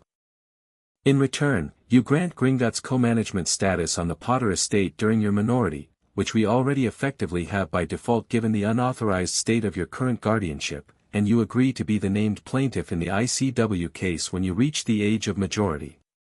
When I'm 17, Harry said. Correct. 9 years. Yes. Harry looked at the fire. It burned in its hearth with that too steady quality. He thought about the school roof, all those lunch hours in the school library, £7.43 saved from sofa cushions. He looked back at Ragnarok. I want access to everything the audit finds. Every binding, every signature, every piece of evidence. Not summaries. The actual records. Granted. I want to choose my own tutors from the ones you offer. If I think one isn't working, I say so and they're replaced. Ragnar nodded once. And I want to visit the vault, Harry said. Vault 687. With the portrait of my father. I want to do that before anything else is decided. A pause. Longer than the others. That, Ragnar said, can be arranged today. The vault was exactly like the dream. Not in every detail, the velvet cloth was darker than he'd remembered it, more burgundy than rust, and the gold was stacked in a way that was more organized than dreamed. But the green torches were there, and the cold, and the smell of old metal and deep stone, and the scale of it that made Harry feel both very small and entirely at home, which was a strange combination but the truest description he had. He stood at the entrance while the cart they'd taken down hummed behind him and Ironhide waited with the quiet patience of someone who understood that certain moments needed to be taken at the person's own pace. On the back wall, between two stacks of gold, there was a portrait. His father looked young. Younger than Harry had expected, he couldn't have been more than 25, which meant this had been painted not long before he died. He had dark hair that went in several directions at once, glasses with a small crack in the left lens that suggested they'd been repaired by magic at least once, and an expression that sat somewhere between amusement and alertness, the expression of someone perpetually ready for something to be either funny or interesting. He was not watching the vault. He was watching the entrance. He'd been watching the entrance for 7 years. When Harry walked in, James Potter's portrait straightened in its frame, very slightly, and for a moment said nothing. "Hi," Harry said. "Hi," said James. His voice through the portrait medium was slightly flattened, lacking the full depth of sound, but warm. Unmistakably warm. "You're really here." "I wrote Gringotts a letter," Harry said. "On notebook paper." A pause. Then James Potter laughed, a real laugh, full and surprised, and it was the first time in Harry's memory that he'd heard a sound from a parent, and he stood very still and let himself have the full weight of it. "That," James said, "is the most Potter thing I've ever heard." Lily would have found that completely unacceptable and done it the same way. He looked at Harry with the careful attention of someone trying to memorize a face. "You look like me. Except the eyes. I'm told the eyes are Mum's." "Green," James said, and something moved through his expression that Harry decided not to analyze too closely because it belonged to James and was none of Harry's business. "Yeah. Hers." He was quiet for a moment. "How old are you?" 8. James closed his eyes briefly. Opened them. "Where have you been?" "Petunias." A very long silence. Harry watched his father's portrait work through something that involved a significant amount of jaw tension and very deliberate breathing. "How bad?" James said, finally. "Cupboard under the stairs," Harry said. "No real explanation of who I was. No magic. No," he paused. "No anything, really. Merlin." James pressed his hand over his face briefly. "Merlin. We had a plan. We had arrangements. If anything happened, Sirius was, the blood oath would have, there's a binding on the blood oath," Harry said. Coppervane confirmed it. "It's still intact, Sirius's oath is still there, but it's been suppressed. He couldn't fulfill it." James stared at him. "How do you know about Coppervane?" "She removed 5 bindings from me yesterday." Another long pause.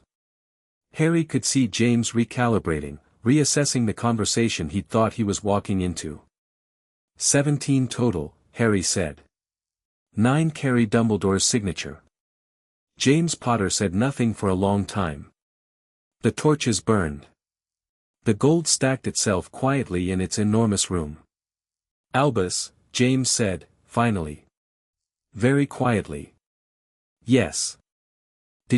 Are you angry?" Harry considered the question honestly. "Not yet," he said. "I think I will be, when I have room for it. Right now there's too much else to do."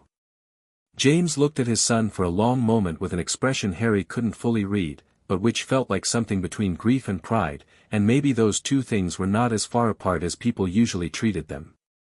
"Your mother's journal is here," James said. "Third shelf on the left, behind the galleon stack. She left it for you." He stopped. "She wrote it after you were born. After she started to think something might happen." He paused. "She was smarter than both of us. She figured out something was wrong before any of the rest of us did." Harry found the journal. Dark blue leather, his mother's handwriting on the inside cover in that neat, slightly slanted script he recognized from the dream, "For Harry, when he's ready. He'll know when." He held it carefully, the way you hold something that's been waiting for you. "I'll come back," he told the portrait. "As often as I can." James smiled, and it cracked something open in a quiet part of Harry that he noted and sealed back up for later. "I know," James said. "You're already doing better than I ever did at 8. A pause. "Tell Sirius," then he stopped. "No. You don't have access to him." "Not yet," Harry said. James looked at him. "I'll work something out," Harry said. James Potter leaned back in his portrait with the expression of a man who has just understood something important about the nature of his own legacy. "Yeah," he said. "I believe you will." The next 2 years were the strangest and best years Harry had experienced, which was not a high bar, but he meant it more genuinely than the qualification suggested. He lived in Gringotts during the week and was technically the ward of the Potter estate, which meant legally he had no individual guardian, which meant practically that Ironhide dealt with all the bureaucratic necessities and Coppervane handled the ongoing audit removals and Ragnarok supervised from his deep office, and Harry studied. He studied like he'd been hungry for it. Which he had been: the school library, the borrowed books, the careful hoarding of information in a house that hadn't valued any of it, all of that had been the symptom of a hunger that he now finally had the resources to feed properly. His tutors came 3 at a time, rotating, because Ironhide determined early on that Harry needed variety of input rather than depth of single subjects, and because any tutor who spent more than 4 hours a day with Harry tended to come away from the experience looking slightly dazed. Mathematics came first and came easy. Harry had always been good at arithmetic, had done Dudley's homework for him in exchange for the occasional sandwich, but this was real mathematics, the deep structural kind, and it clicked with the same organic rightness as breathing. His maths tutor was a retired Muggle professor named Dr. Anand Chaudhry, who Ironhide had found through channels he didn't fully explain, and who dealt with the situation of tutoring a child in a goblin bank with the particular unfazed pragmatism of a man who'd been through stranger things in academia. Dr. Chaudhry was the first adult outside Gringotts who didn't look at Harry's forehead. History was broader than any one tutor. Ironhide built him a curriculum that wove Muggle and Wizarding history together, which most Wizarding education kept scrupulously separate on the apparent theory that admitting the overlap would cause some kind of structural problem. Harry found the overlap more interesting than either history was alone. He learned about the Statute of Secrecy and why it had been enacted, not the official version, which was tidied and comfortable, but the archival version, which was complicated and involved considerably more violence than the textbook suggested. He learned about the 4 founders and about Goblin Wars and about the Ministry's founding, which was less of a deliberate institution-building project and more of an emergency committee that had accidentally become permanent. Goblin history he studied separately and with more depth, because Ragnarok had indicated, without making it an explicit condition, that understanding Goblin history would be useful. Harry read it and understood why, not just as context for Gringotts but because Goblin history was a record of what happened to people who were considered non-human by the legal structures of the world, and the parallels to things he was starting to understand about Wizarding law were the kind that landed in the body rather than just the brain. Ancient magical theory was his favorite, which surprised him until it didn't. He'd expected to love the practical magic, and he did, when Coppervane or one of the senior healers showed him basic wand theory or rune application, but theory was where the architecture was, the deep structural logic that connected everything else, and Harry found that architecture the most beautiful thing he'd ever encountered. He read Linfred of Stinchcombe on healing applications. He read Bridget Wenlock's Arithmetic Foundations of Magical Binding Theory, which was dense enough that he read it twice and the second time wrote 17 pages of notes that Ironhide found on his desk and read without comment and then quietly placed in Harry's file. Magic itself was another matter.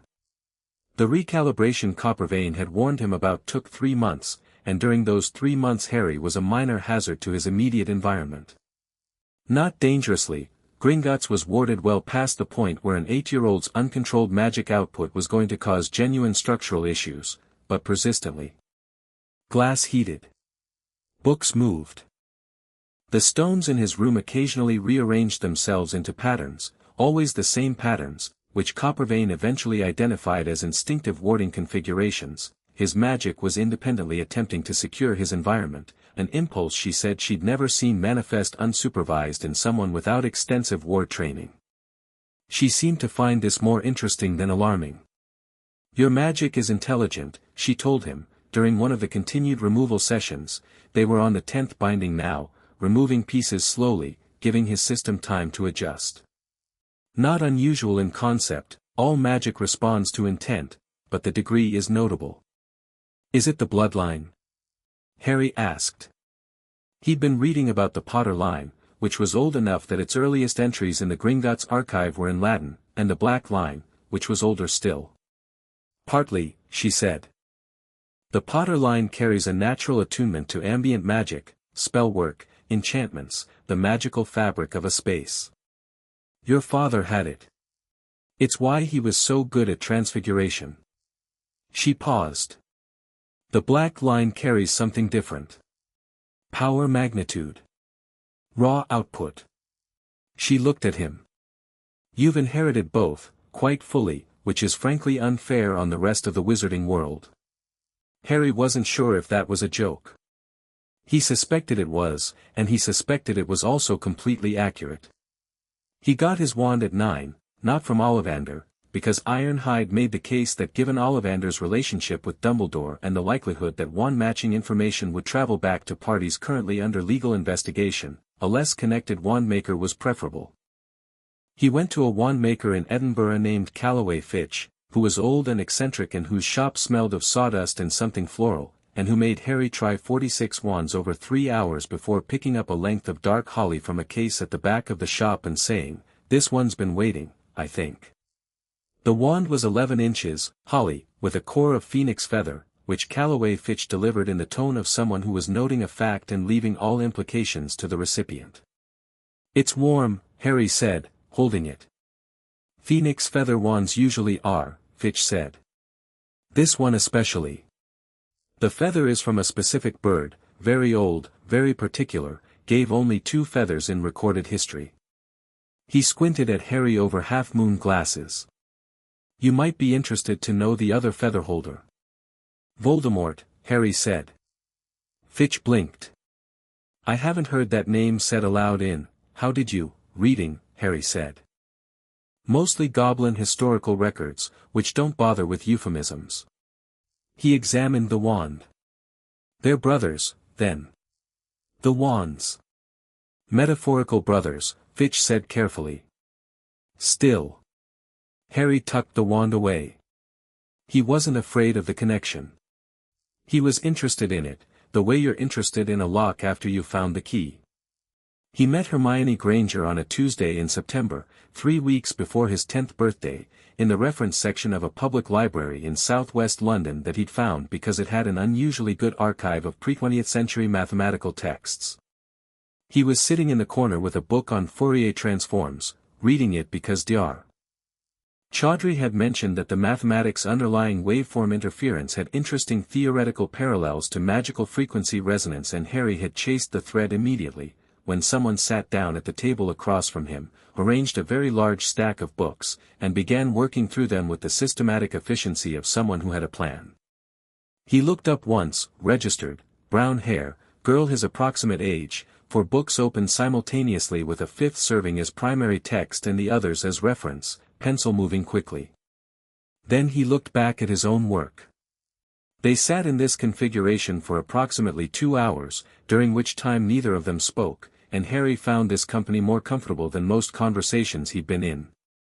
At some point she looked up and caught him glancing at her title stack.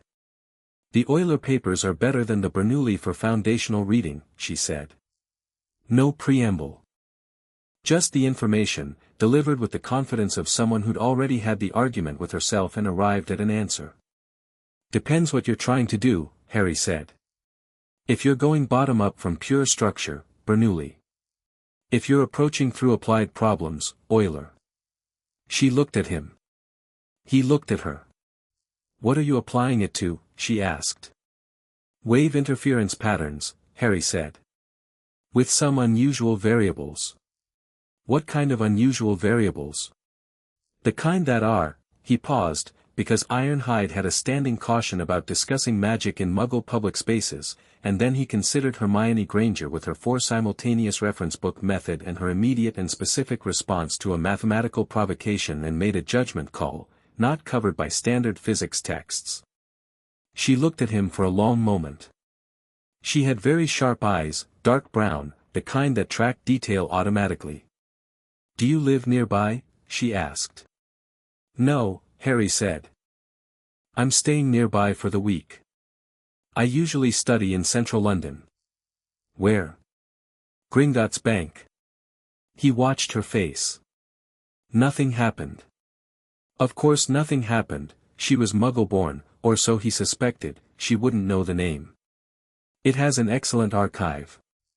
Is it open to the public? Not usually. I have an arrangement. That's vague, she said, without particular accusation. It's the accurate description, Harry said. What's your name? Hermione Granger. What's yours? Harry Potter. She looked at his forehead, because she couldn't see his scar, his hair covered it and always had, and then she looked back at her books. The interference pattern thing. Is it a project? More of a theoretical framework I'm building, Harry said. Background to something else. She nodded slowly, the nod of someone adding information to a structure they're already building. I'm working on prime distribution in large number sets, she said. It's for a competition but it's also genuinely interesting. What pattern have you found so far? That the gaps between primes behave in a way that almost looks random but isn't quite. There's structure underneath that only shows when you look at very large sets. She paused. I think there's a way to predict gap size that nobody's formalized yet. Harry looked at her. She said this with the complete seriousness of a 10-year-old who had done her reading and was not interested in being patronized about what was and wasn't possible. I'll be here Thursday too, he said. If you want to compare notes. She considered this for a moment, with the same evaluating directness she'd applied to the books. All right, she said. He went back to his Fourier transforms. She went back to her prime distribution. The library settled around them in its dusty afternoon quiet. When she packed up to leave at 5 o'clock she said, without looking up from reorganizing her bag, You're not going to explain the unusual variables thing, are you? Not today, Harry said. But eventually. Probably, Harry said. When it's relevant. She made a sound that was not quite satisfied but was more than dismissive, and left. Harry watched the door close behind her and thought that she was the first person his own age who'd spoken to him the way a person spoke to another person they considered equal in conversational standing, without the social register adjustment that children made when they thought someone was different, too quiet or too strange or too much of something they didn't know how to categorize. He came back Thursday. She was already there. Over the following months, between library visits and Gringotts study and the ongoing removal sessions, 16 done now, the 17th, the memory block, was the most difficult and had been left for last. Harry built a picture of the world he'd been kept from. He read Dumbledore's published works. The man was brilliant. Harry gave him that without grudge work, the wizarding world's leading magical theorist for 60 years, a transfiguration genius, a politician of real skill, a strategist who defeated Grindelwald through a combination of magical power and carefully constructed alliances. Reading him was genuinely impressive. It was also the most illuminating thing Harry did that year, because what was most revealing about Dumbledore's public work was not what it said but what it revealed about how the man thought. Dumbledore believed in sacrifice as the deepest structural magic. Not as a sad fact but as a tool. He'd written extensively about love as magical force, about protection through choice, about the magical amplification inherent in voluntary loss. It was sophisticated and deep and, Harry thought, the theory of a man who found it easier to think about sacrifice in the abstract than in the specific, who could admire the mechanics of a mother dying for her child without quite reckoning with the child who remained afterward and was also, presumably, a variable in the equation. He read the prophecy through Gringotts archives. Ironhide had obtained a transcription through legal channels, filed under the prophecy lock removal documentation. He read it twice, the same way he read things that needed to land in their full weight. Neither can live while the other survives. He sat with it for a while and decided that it was the kind of prophecy that became true if you believed it and possibly remained merely possible if you didn't. He filed that thought under important, revisit later. He visited James's portrait twice a week when he could, and these conversations became something he couldn't fully name, not grief exactly, because grief required prior possession, and he'd never had James to grieve. Something more like learning someone backward, finding a person in the negative space of their absence.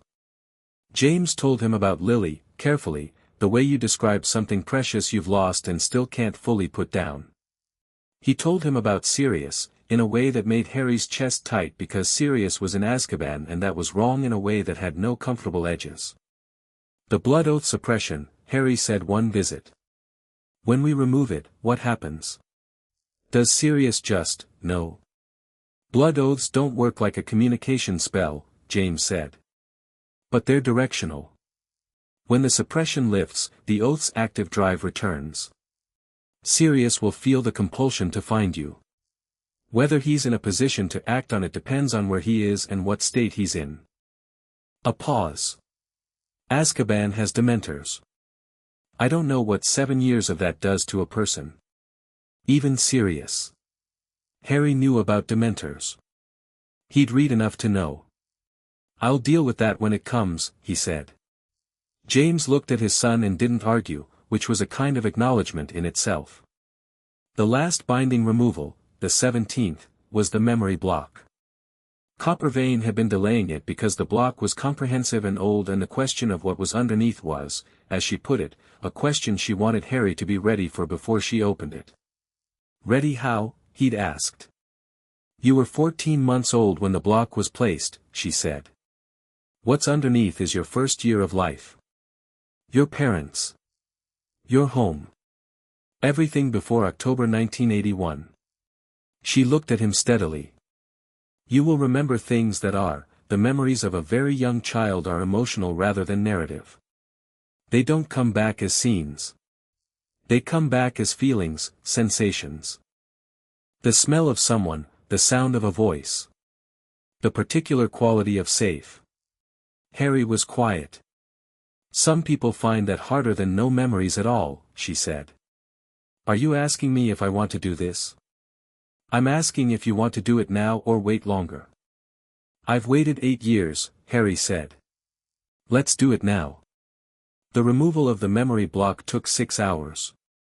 It was not painful in the physical sense.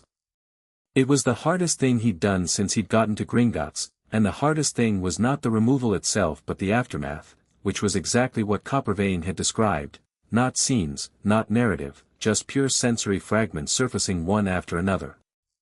The smell of a specific perfume. Lily's perfume, he knew immediately and without knowing how he knew it. Warm and green, something herbal underneath. The sound of a laugh.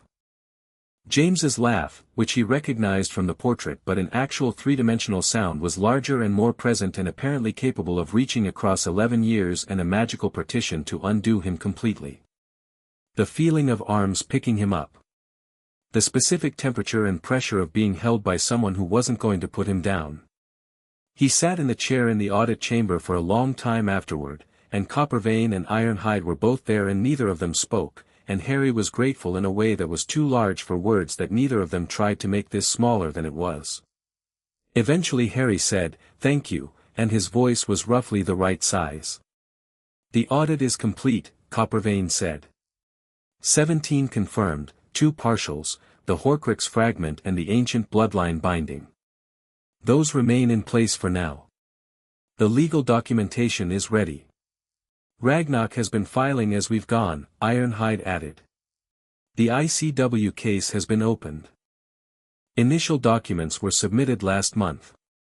Harry nodded slowly. He looked at his hands. He thought about how they'd looked 7 months ago in this same chamber, when the audit had just started and he'd sat on this table and listened to 17 become something real. Hermione's birthday is in September, he said, which was not what he'd expected to say but was apparently what was most present. Ironhide blinked. The library girl. She's going to come into her magic soon. She's Muggle-born. She'll get a Hogwarts letter. Her parents won't know what to do with it. He looked at Ironhide. I want to find a way to make sure she gets proper help navigating the entry. That's outside the scope of, I know, Harry said. I'm asking anyway. Ironhide had the expression he got when he was deciding whether to be exasperated or impressed and had not yet reached a verdict. I'll see what can be arranged, he said. Harry stood up. His legs were steady. He picked up his bag. 1 year until Hogwarts, he said. Are you ready? Ironhide asked. Harry thought about Dumbledore, who had 17 bindings worth of reasons to want Harry arriving at Hogwarts in the condition he'd designed for him, small, ignorant, easily directed, full of gratitude for the first person to show him kindness. He thought about a prophecy lock set to activate at 11. He thought about a fossil of Voldemort sitting in his scar and a phoenix wand on his hip and 16 removals worth of reclaimed magic that had spent 9 years pressing against a wall and now had no wall to press against. He thought about Hermione in a library with 4 books open at once, and James in his vault watching the entrance, and Sirius Black in Azkaban with an intact blood oath that was finally free. Not yet, Harry said. But I've got a year. He walked out of the audit chamber and up the 2 steep stairs and into the main floor of Gringotts, and Gelt was on his perch by the main entrance and inclined his armored head as Harry passed, and the main doors opened before Harry reached them, because they'd started doing that 3 months ago and no one had acknowledged it but no one had tried to make it stop. Harry walked out into Diagon Alley in the October morning. He was 10 years old and he had 17 removal certificates in a file with his name on it and his mother's perfume in a memory he'd never had before yesterday and a great deal to do in the next year. He started making a list. Chapter 4, Hogwarts. The Hogwarts letter arrived on Harry's 11th birthday, which told him everything he needed to know about how the school's charm worked. It was keyed to age, not readiness, not location, not circumstance.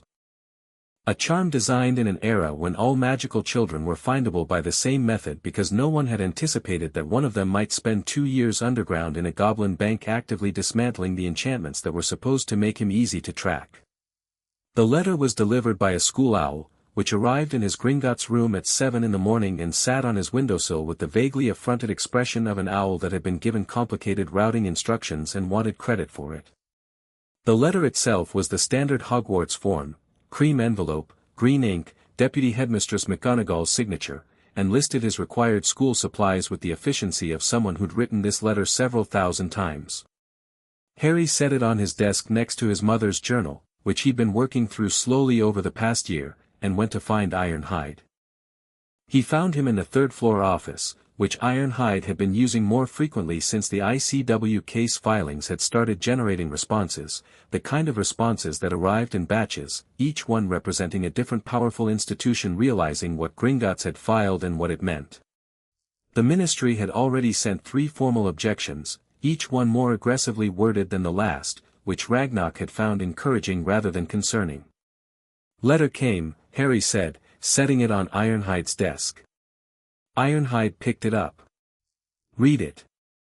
Set it back down. I know. We were notified separately. The prophecy lock activated, Harry said. I felt it this morning. Like a door opening that I didn't choose to open.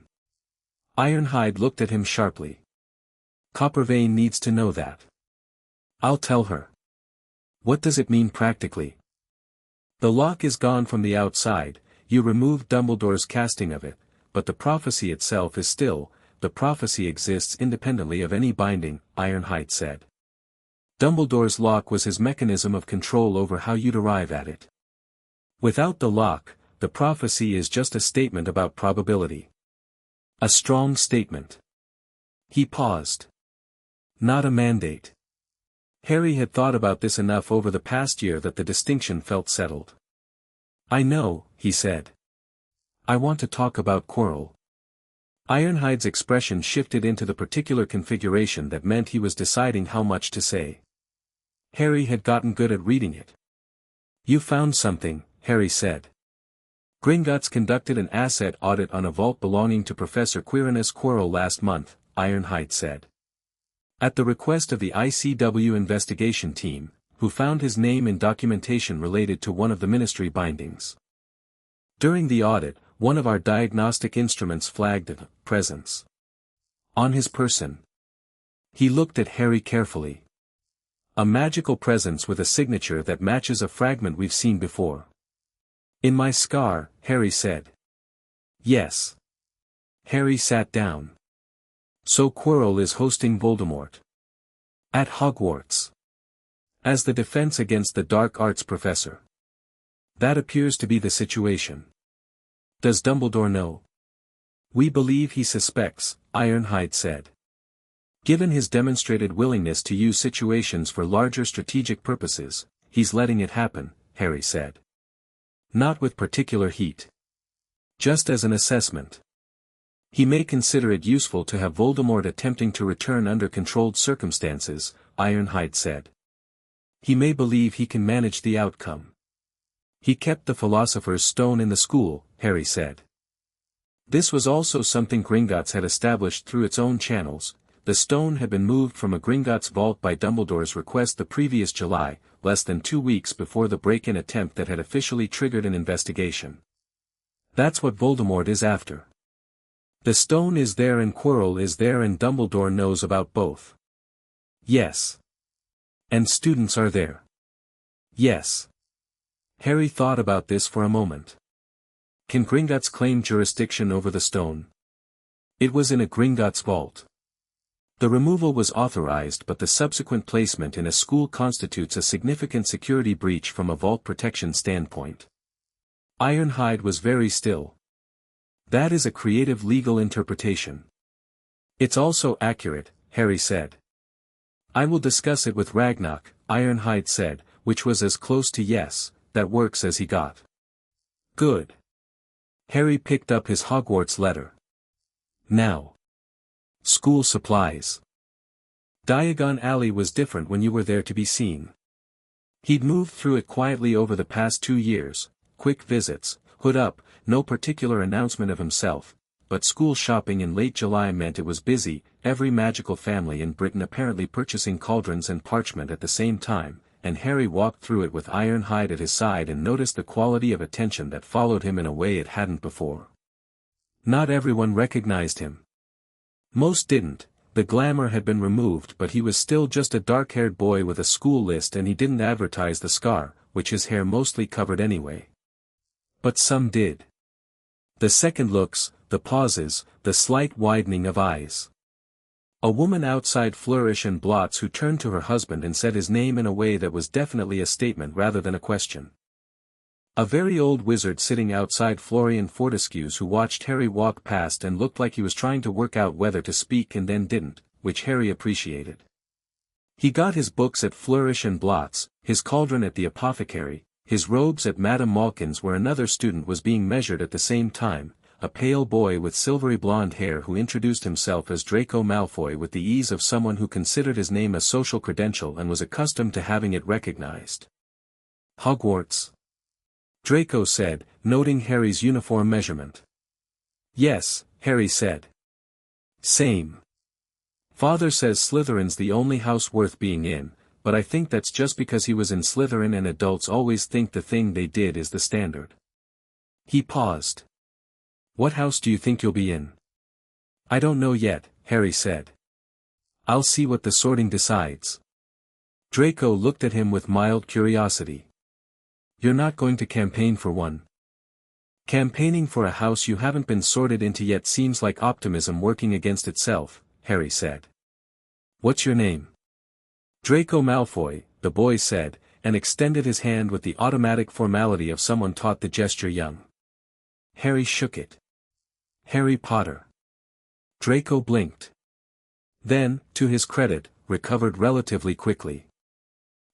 I've heard, probably, Harry said. I don't know what you've heard so I can't verify it. Your parents were, you know who, killed them, yes, Harry said. His name is Voldemort. It doesn't bite. Draco looked like he wasn't sure whether to be offended or impressed, which Harry had come to recognize as a fairly common response to him and which he considered acceptable. You're not what I expected, Draco said, finally.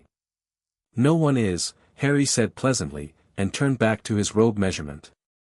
He finished in Diagon Alley by 3 o'clock, stopped for ice cream at Fortescue's because the old wizard who'd been watching him earlier had gone in ahead of him and was sitting at a table alone, and Harry sat down across from him on the theory that a man who'd wanted to speak and hadn't would find it easier if the decision was removed from him.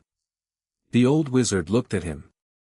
He was very old, muggle-old, 90 at least, with hands that trembled slightly and the particular brightness in the eyes that sometimes came with great age instead of fading. You're Lily Evans' boy, the old wizard said. I am, Harry said. I knew your mother. Before she went to Hogwarts, even. My granddaughter was her friend on Spinner's End. He paused. Severus Snape's his name now. He's at Hogwarts. Potions master. I know, Harry said. He'll be teaching me. The old wizard nodded slowly. She was a good girl, your mother. Better than the world was ready to be for her. He picked up his ice cream spoon and turned it over. Your grandfather on your father's side knew my wife. Charles Potter. Good man. Harry listened. He'd learned to listen completely, not waiting for a conversational opening but actually receiving what was being said, because information arrived through all kinds of channels and dismissing any of them was a form of carelessness. There are people, the old wizard said carefully, who will be very glad to know you're well. Who have been wondering. He looked at Harry's forehead, where the scar was, and back at his eyes. You look ready. I'm working on it, Harry said. The old wizard smiled. It was a smile that had lived a long time in a face that had seen a great deal and wasn't asking anything back. Good, he said simply. Harry finished his ice cream and thanked him, and the old wizard said his name was Elphias Doge and that he'd been a friend of Albus Dumbledore for 80 years and that this, he supposed, was a complicated thing to say to Harry Potter. It doesn't have to be complicated, Harry said. He made choices. You're not responsible for them. Elphias Doge looked at him for a long moment. You're very certain for 11, he said. I've had 2 years of uninterrupted reading, Harry said. It clarifies things. Hermione's Hogwarts letter had arrived 3 weeks before Harry's, and he'd found out about it on the Thursday library visit that had become their standing arrangement. She'd brought it with her, smoothed it on the table between the reference books, and looked at him with the expression of someone who has discovered that a theory they'd been quietly holding was actually correct. You knew this was going to happen, she said. I thought it might, Harry said. You're magical, Hermione. I've thought so for a while. I've made things happen, she said. Small things. When I was very frustrated or very focused, Harry said. Yes. That's how it works, when you haven't had training. The emotion channels it. He paused. How are your parents taking it? Confused. Worried. Dad keeps asking about accreditation. She looked at the letter again. The letter came with information. About Diagon Alley. About what to buy. She looked up. I want you to come. I know Diagon Alley fairly well, Harry said. Yes. I'll come. They went on a Wednesday in August, and the experience of taking Hermione through the leaky cauldron and watching her register Diagon Alley for the first time was something Harry thought he'd remember for a long time, the particular look on a person's face when the world expands past what they'd estimated its capacity to be. She didn't squeal or freeze or cry. She just stood very still for about 4 seconds, processing, and then started moving through the alley with the focused intensity of someone who'd made a list. She hadn't made a list. She was making one in real time, which was more impressive. "The books first," she said. "Then everything else." "Naturally," Harry said.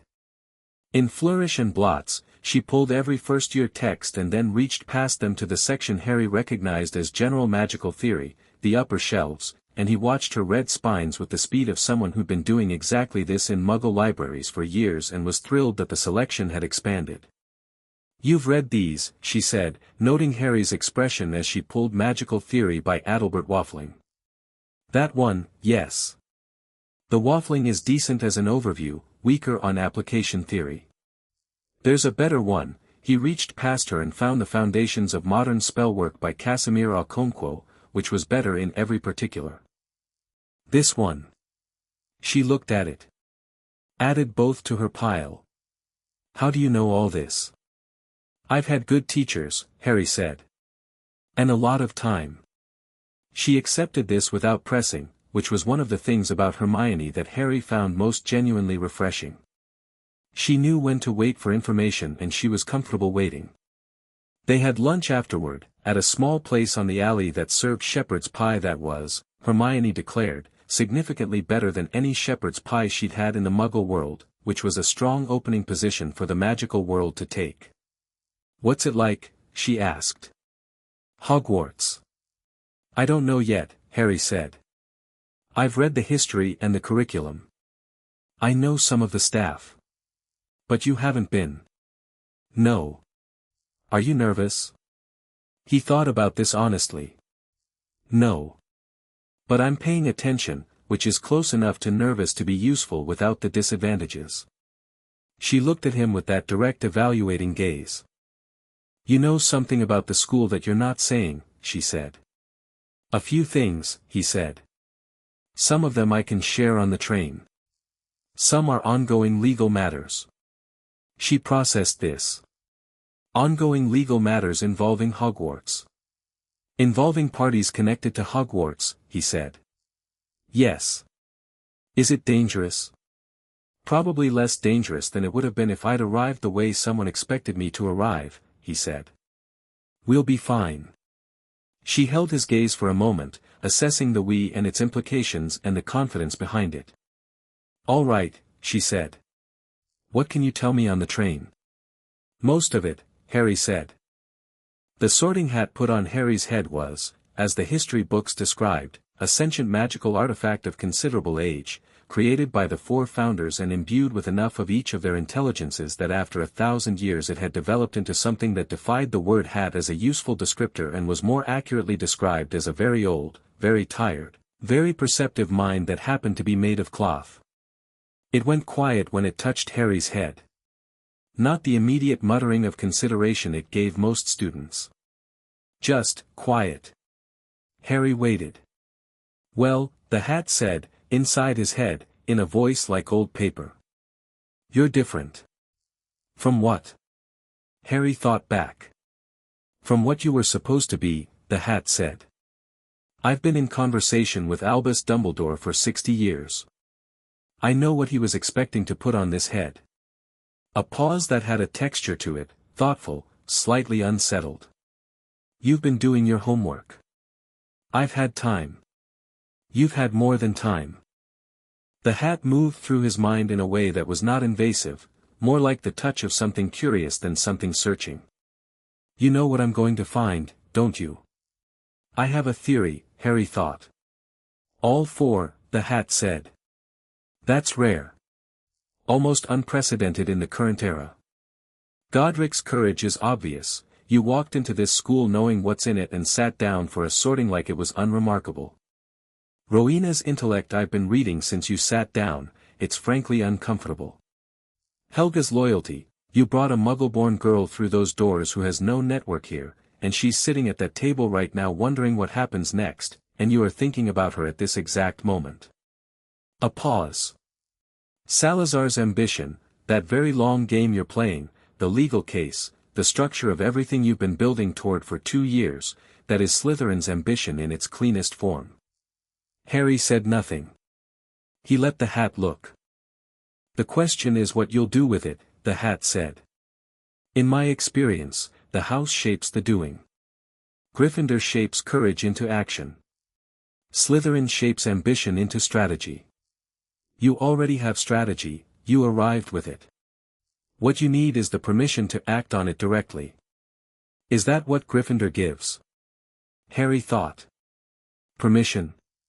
The Gryffindors who changed things, the hat said, were the ones who decided the time for waiting was over and the time for doing had started. Yes. That's the permission. Another pause.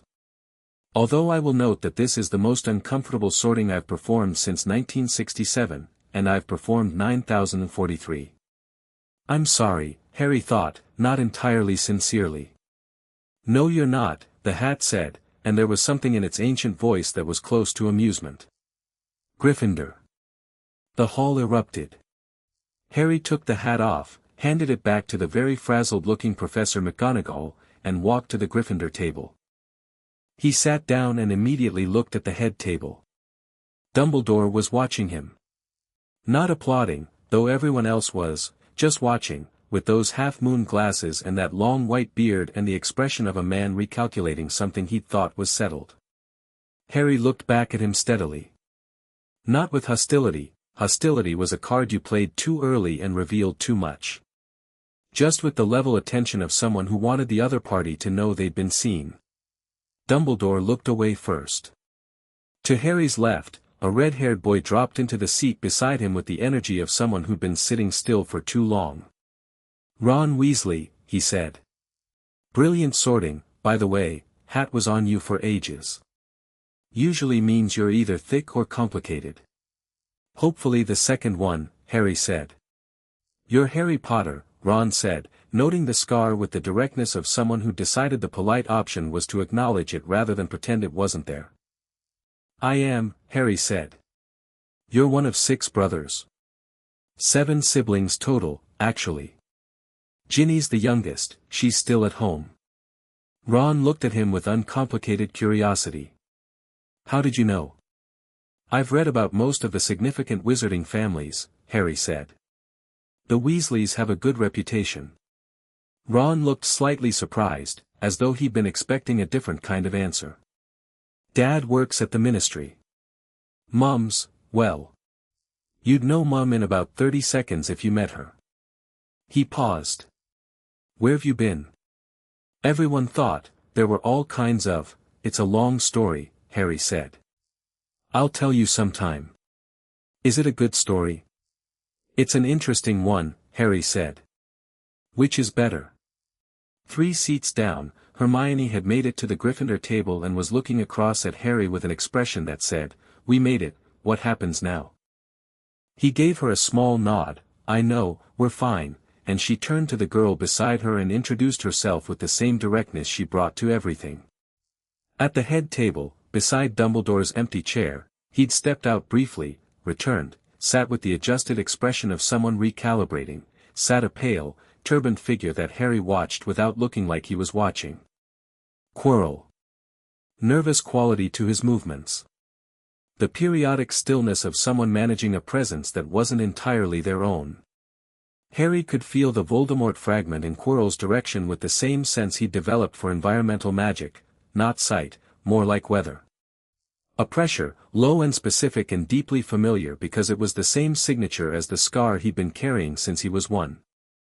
He turned his attention back to the feast, which had appeared on the table in the way Hogwarts feasts appeared and which Ron Weasley was already addressing with the enthusiastic commitment of someone treating a meal as a full-contact activity. The defense teacher, Harry said, conversationally, to Ron.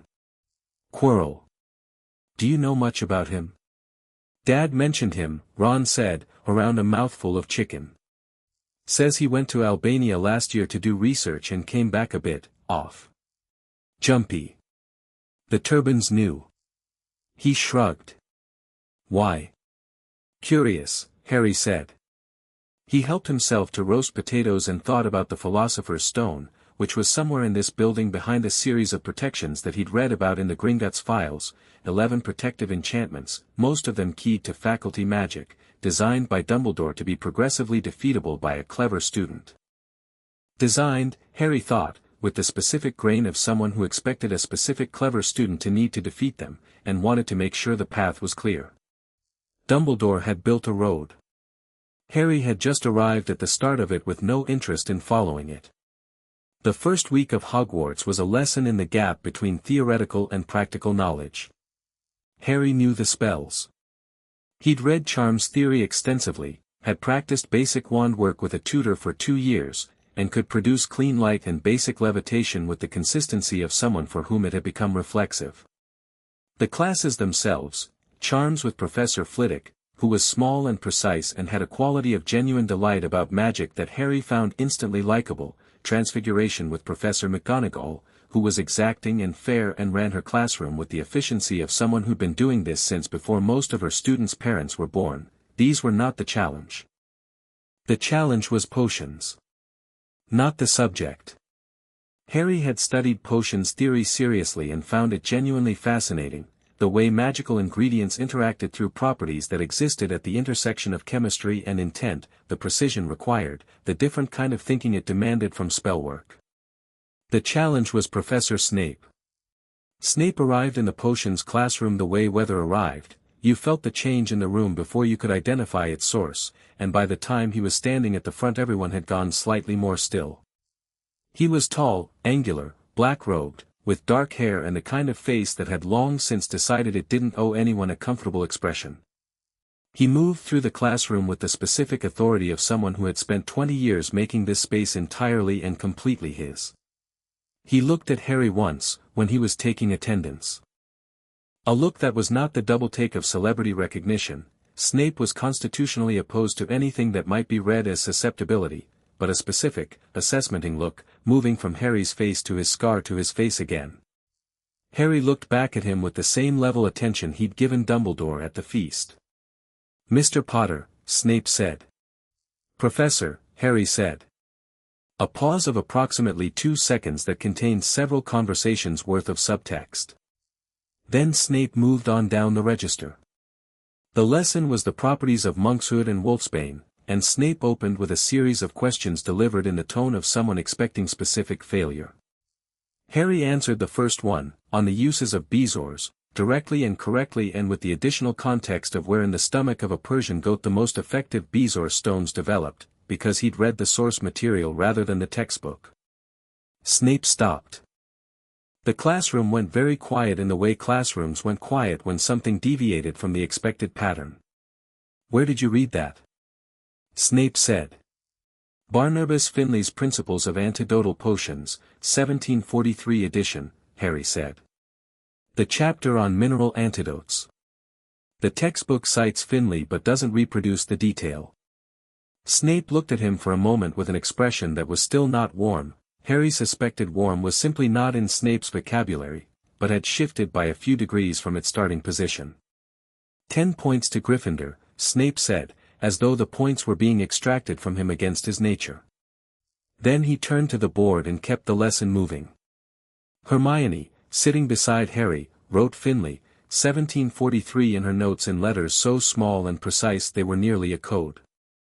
Ron, on Harry's other side, leaned slightly in Harry's direction and said, very quietly, "That's the first time I've seen him give Gryffindor points in 4 years of watching Fred and George dare each other to get them." Harry said nothing, but filed Snape in the mental category he maintained of complicated people worth understanding properly. November brought Harry's first encounter with Quirrell outside a classroom setting. He'd been watching Quirrell's movements for 2 months, not obtrusively, not in a way that anyone would notice, and had mapped out the pattern.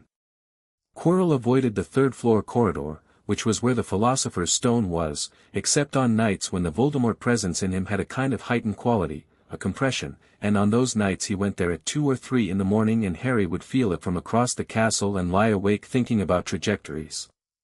He hadn't told Dumbledore.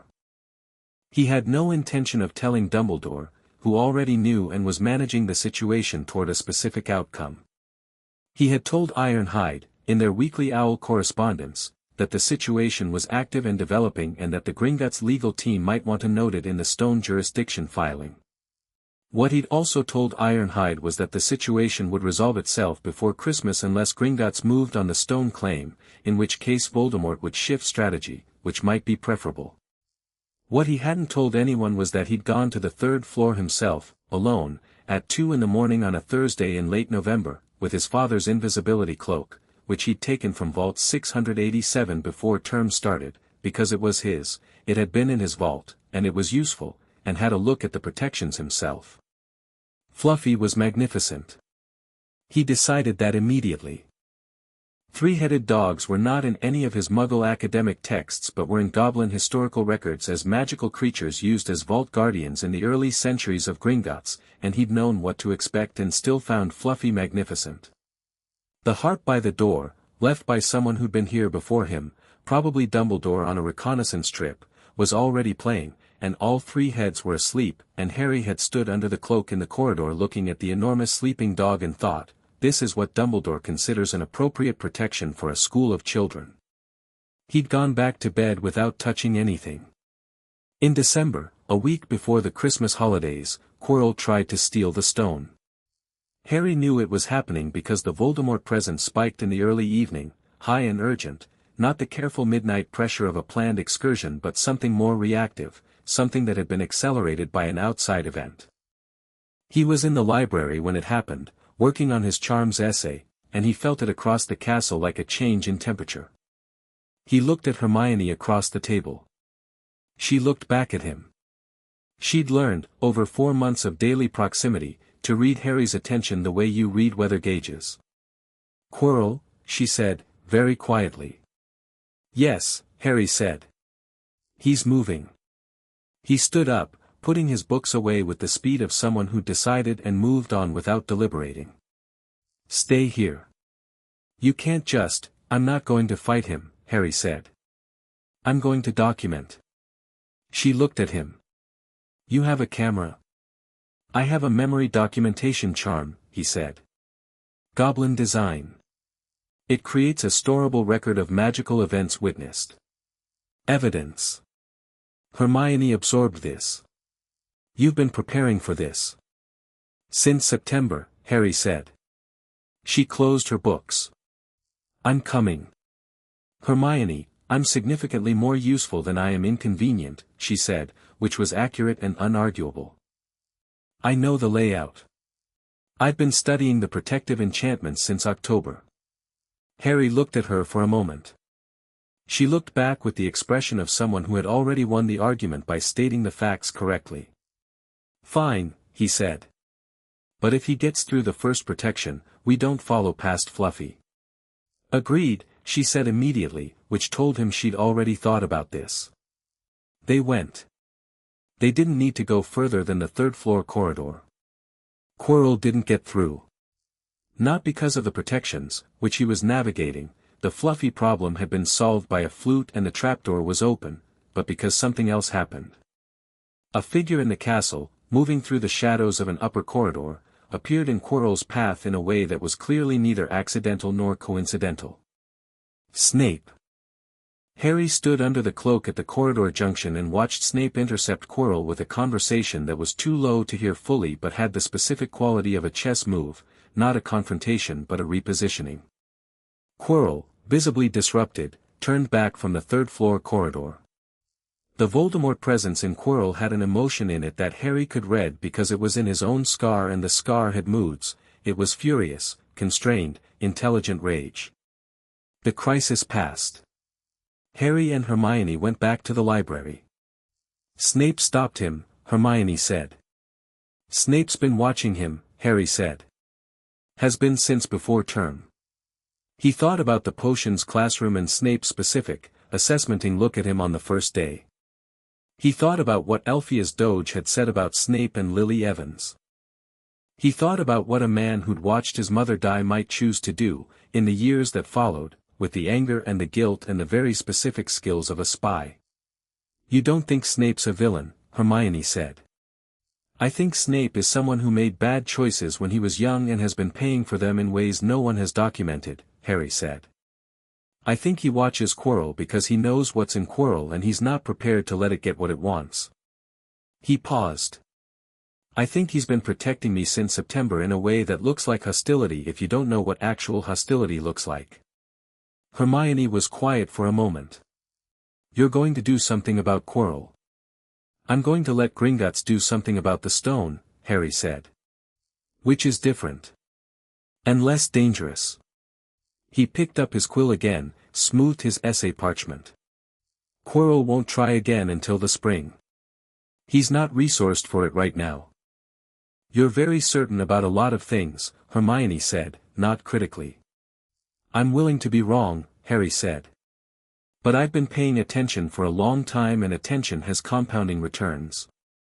She looked at him for a moment and then, in a gesture that was entirely unlike her usual precise self-containment, reached over and flicked the corner of his essay page with her finger. Your conclusion paragraph is wrong, by the way, she said. The theory you're citing was superseded in 1962. Harry looked at the paragraph. She was right. The Okonkwo book, he said. Chapter 12, she said. I flagged it last week. Thank you, he said. They worked in comfortable silence until the library closed. The stone situation resolved in March.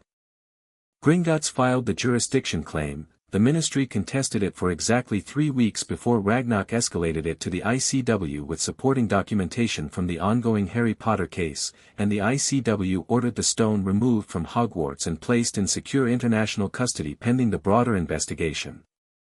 The removal was carried out by ICW marshals on a Tuesday, and Quirrell, deprived of his objective and increasingly unstable under the pressure of the Voldemort presence, had a documented breakdown that resulted in his hospitalization. Voldemort's fragment left with him. The castle felt cleaner afterward, like a persistent smell had cleared. Dumbledore called Harry to his office on the Wednesday. It was their first conversation. The office was full of the instruments Harry had read about, silver and glass and spinning, covering every surface, the magical paraphernalia of a life spent at the center of things. Fawkes the Phoenix was on his perch, and when Harry came in the bird looked at him with the bright specific attention of something that recognized a familiar magical signature and was trying to reconcile it with the person it was attached to. Dumbledore sat behind his desk with his hands folded, his half-moon glasses on, and the benign expression of someone who had spent decades deploying benignity as a tool and had, consequently, gotten very good at it. Harry sat across from him. Neither of them spoke for a moment. You've had an interesting year, Harry, Dumbledore said. It's been a good year, Harry said. I imagine Gringotts has been thorough in preparing you. Not quite an accusation. A feeling out. Gringotts has been excellent, Harry said. I have a great deal to thank them for. They are pursuing a case, Dumbledore said, that will cause considerable disruption. Yes, Harry said. Cases of that kind, allegations of this magnitude, they can be misunderstood. The intentions behind certain decisions can be lost in the legal framing, Professor Dumbledore, Harry said, and his voice was entirely conversational, entirely calm, the voice of someone stating something obvious to make sure everyone in the room understood it was obvious. I'm 11 years old. I've had 17 illegal magical bindings removed from me over the past 2.5 years, 9 of which carry your magical signature. I've read your published work. I understand what you believed you were doing. He paused. I also understand that you put a loyalty compulsion on an infant and then kept that infant in a cupboard under the stairs for 7 years. I don't think the intentions were lost in the framing. I think the framing is accurate. The silence was large. Fawkes made a low sound from his perch, soft, searching, the sound of a bird watching something it wasn't sure how to interpret. Dumbledore looked at Harry over his glasses, and for the first time since Harry had walked through the school doors, the benign expression was entirely absent. What was underneath was something older and more complicated and genuinely, Harry thought, sad. I wanted to keep you safe, Dumbledore said, and it was, Harry recognized, the most honest thing the man had said to him. "I know," Harry said. "You had a very specific idea of what safe meant and you were not prepared to let anyone's individual welfare interfere with it." He stood up. "The case proceeds regardless of any conversation we have here. That's between Gringotts and the ICW now.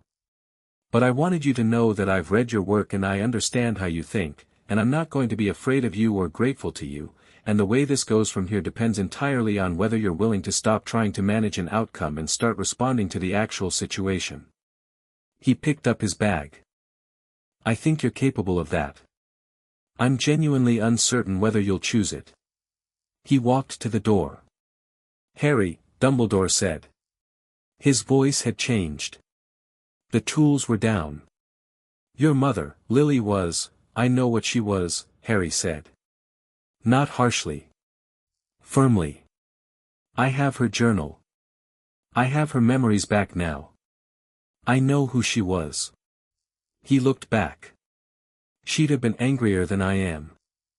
She had more heat in her." A pause. "She'd also have given you a way to make it right. I'm leaving that door open." He walked out. The corridor outside was long and quiet and the afternoon light came through the high windows in long bars and Harry walked through them one by one, and by the time he reached the staircase he was thinking about two things simultaneously, the remaining two partial bindings, the Horcrux and the ancient bloodline one, and Sirius Black, still in Azkaban, blood oath now free, and the compulsion it carried waking up after 2.5 years of dormancy. He was going to need to do something about Sirius before second year. He'd already started making calls. Chapter 5, The three unknown Sirius Black escaped Azkaban on a Tuesday in June, between Harry's first and second year at Hogwarts, 2 weeks after Harry had filed a formal petition with the ICW requesting an emergency review of his godfather's conviction. The petition cited 3 things: the absence of a trial on record. Harry had asked Ironhide to verify this and Ironhide had come back with the particular expression of a goblin who has found something so egregious it has briefly exceeded his professional capacity to treat it neutrally, the blood oath suppression binding documented in the audit records, which demonstrated that Sirius Black had been magically prevented from fulfilling his sworn duty to protect Harry, and the Gringotts filed testimony of 3 witnesses who had been in the area of Godric's Hollow on the night of October 31st, 1981 and whose accounts contradicted the official record in ways the original investigation had chosen not to pursue. Harry had spent most of April and May building this petition. Hermione had helped, because Hermione had a gift for legal argument that she hadn't known she had until Harry handed her a stack of wizarding law texts and she'd returned 3 days later with 12 pages of annotated commentary that was sharper than anything the Gringotts legal team had produced on the same material. "You're going to be terrifying," Harry had told her. "I'm already terrifying," she'd said, without looking up from her notes. "I'm just also going to be qualified." The ICW had received the petition on a Friday. By the following Thursday, an emergency review committee had been formed. By the Tuesday after that, Sirius Black was gone from Azkaban. The Ministry's official story, issued through the Prophet, was that he'd escaped. Transformed into a dog, slipped through the bars, swam to shore.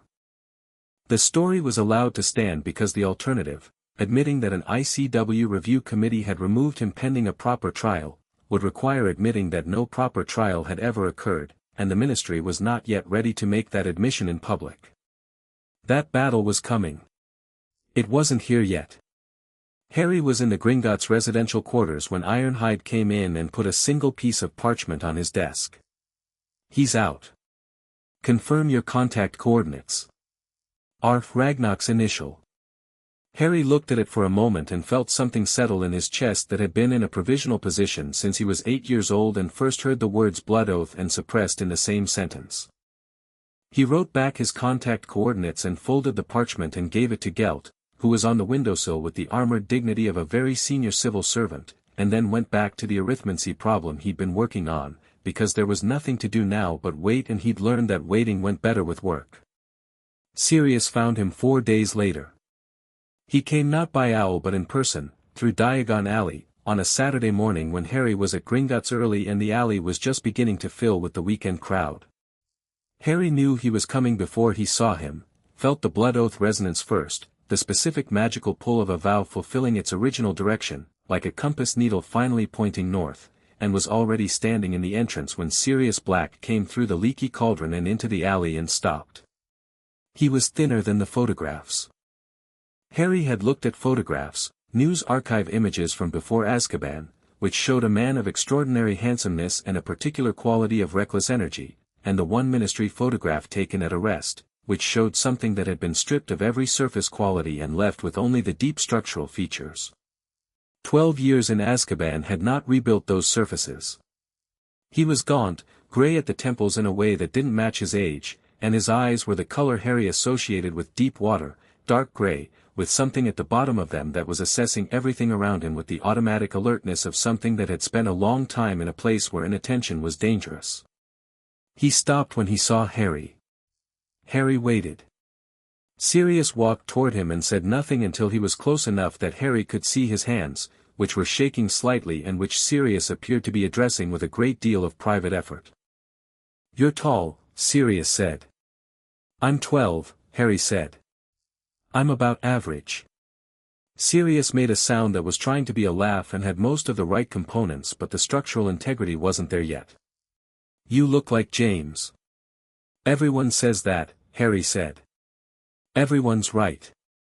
Sirius looked at him with those dark grey eyes, and the assessment in them was shifting, moving through something complicated and arriving at something simpler, more raw. "The oath pulled me here. I woke up in the house they put me in, Order members, they thought they were hiding me from the Ministry, and I knew the direction. It's been suppressed for 10 years, Harry said. When Coppervane removed the binding, she said the oath would need time to recalibrate its direction. It found you faster than she expected. Oaths to Potters have always had good navigation, Sirius said, and this time the laugh component was slightly more structurally sound. He reached out and put his hand on Harry's shoulder, briefly, testing the weight of the gesture, making sure it was welcome, and Harry let it stay. "I'm sorry. He stopped. "I don't know how to. 12 years is a long time to think about what you'd say, and I've forgotten all of it." "You don't have to say anything specific," Harry said. "You're here. That's the part that matters." Sirius looked at him for a moment.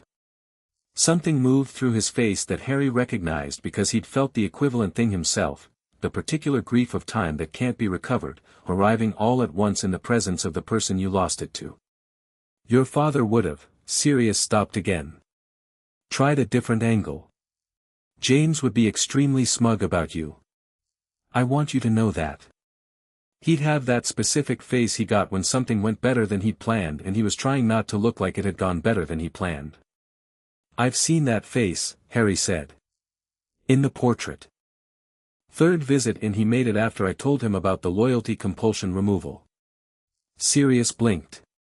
"You've been visiting the portrait. Twice a week when I'm not at Hogwarts. Weekly owl correspondence the rest of the time." A longer pause. He knows how you are." "Most of it," Harry said. "The parts that are shareable with someone who can't act on information."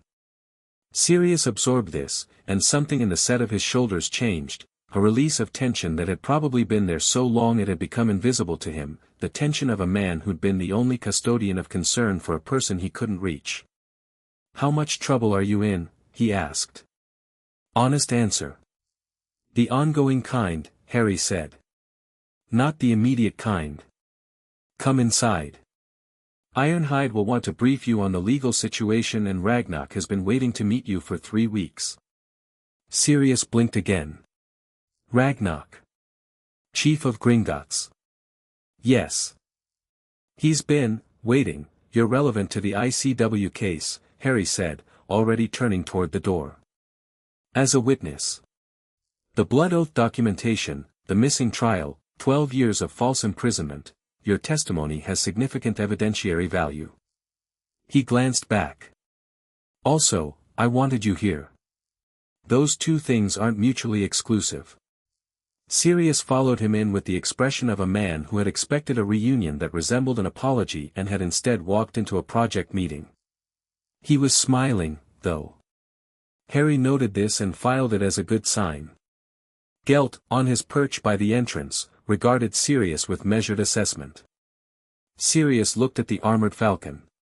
That's Gelt, Harry said. He's been with me since I was 8. Don't let the armor fool you into thinking he's approachable. He's not. I like him already, Sirius said. Gelt inclined his head in a way that was marginally warmer than his usual acknowledgement, which told Harry everything about Gelt's opinion of Sirius Black before a single additional word was exchanged. The second year passed in a way that felt, for the first time, like something Harry was navigating rather than something that was happening to him. The Chamber of Secrets situation developed in September, the petrifications, the message on the wall, the whispers through the school about an heir of Slytherin, and Harry tracked it with the same methodical attention he'd applied to Quirrell the year before, except this time Hermione was actively working the problem alongside him rather than catching up after the fact. Basilisk, Hermione said, in the library on a Wednesday in November. She said it the way she said things she was certain about, without preamble or qualification. She pushed a book across the table at him. Most Dangerous Creatures, a Magizoological Survey, opened to a page Harry read in 40 seconds. The pipes, Harry said. Yes. Something that large moving through the castle, Hogwarts is medieval, the plumbing is original, there are passages large enough. The Peeves incident last month blocked the girls' bathroom on the second floor, whatever moved through there damaged the pipe infrastructure. She had a notebook open, covered in neat diagrams of Hogwarts' architectural layout that she'd compiled from 3 different historical sources. The chamber has to connect to the main plumbing system. Which means it's accessible through water points. Myrtle's bathroom, Harry said immediately. Hermione looked at him. You've thought about this. I've been listening, Harry said. There's a voice in the walls when the attacks happen. In the pipes. I can hear it. A pause. You can hear it? No one else, it's Parseltongue, Harry said. I understand Parseltongue. He'd known this since second month of first year, when he'd been in the greenhouses and a garden snake had been moving through the vegetation and Harry had understood every specific complaint it had about the temperature. He'd told Ironhide. Ironhide had noted it. Neither of them had found it particularly alarming. Harry's magical profile was already so far outside standard parameters that adding Parseltongue to the list was more like annotating a document than revising it. Hermione blinked. Because of the Horcrux. Partly, Harry said. The scar fragment is Parseltongue capable. But Lily's journal has notes about accidental Parseltongue incidents when I was a baby, it might be a natural ability that the fragment amplified. He shrugged. Either way, I can hear the basilisk moving. Can you speak to it? Harry looked at her. I could try. Could you ask it to stop? I could try that too, Harry said. But I'd want to know more about why it's following orders first. Basilisks are ancient creatures. They don't serve willingly, someone has to compel them or the heir's connection has to be genuine. This basilisk has been in the chamber for 1,000 years. He paused.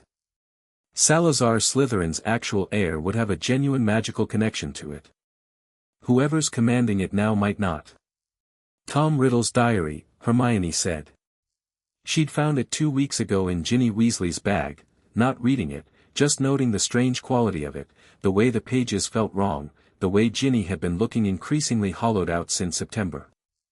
Hermione had mentioned it to Harry and Harry had recognized the magical signature immediately and felt his scar respond and said, very quietly, that's another one. Another fragment. Another Horcrux. Harry had written to Ironhide that night and Ironhide had written back with a timetable for getting Gringotts specialist cursebreakers involved, and Harry had written back saying he needed 48 hours first. He'd gone to Ginny on a Thursday evening, in a corridor where she was alone, and he'd said, simply, the diary is hurting you. I know you didn't mean for it to happen. Give it to me and I'll deal with it.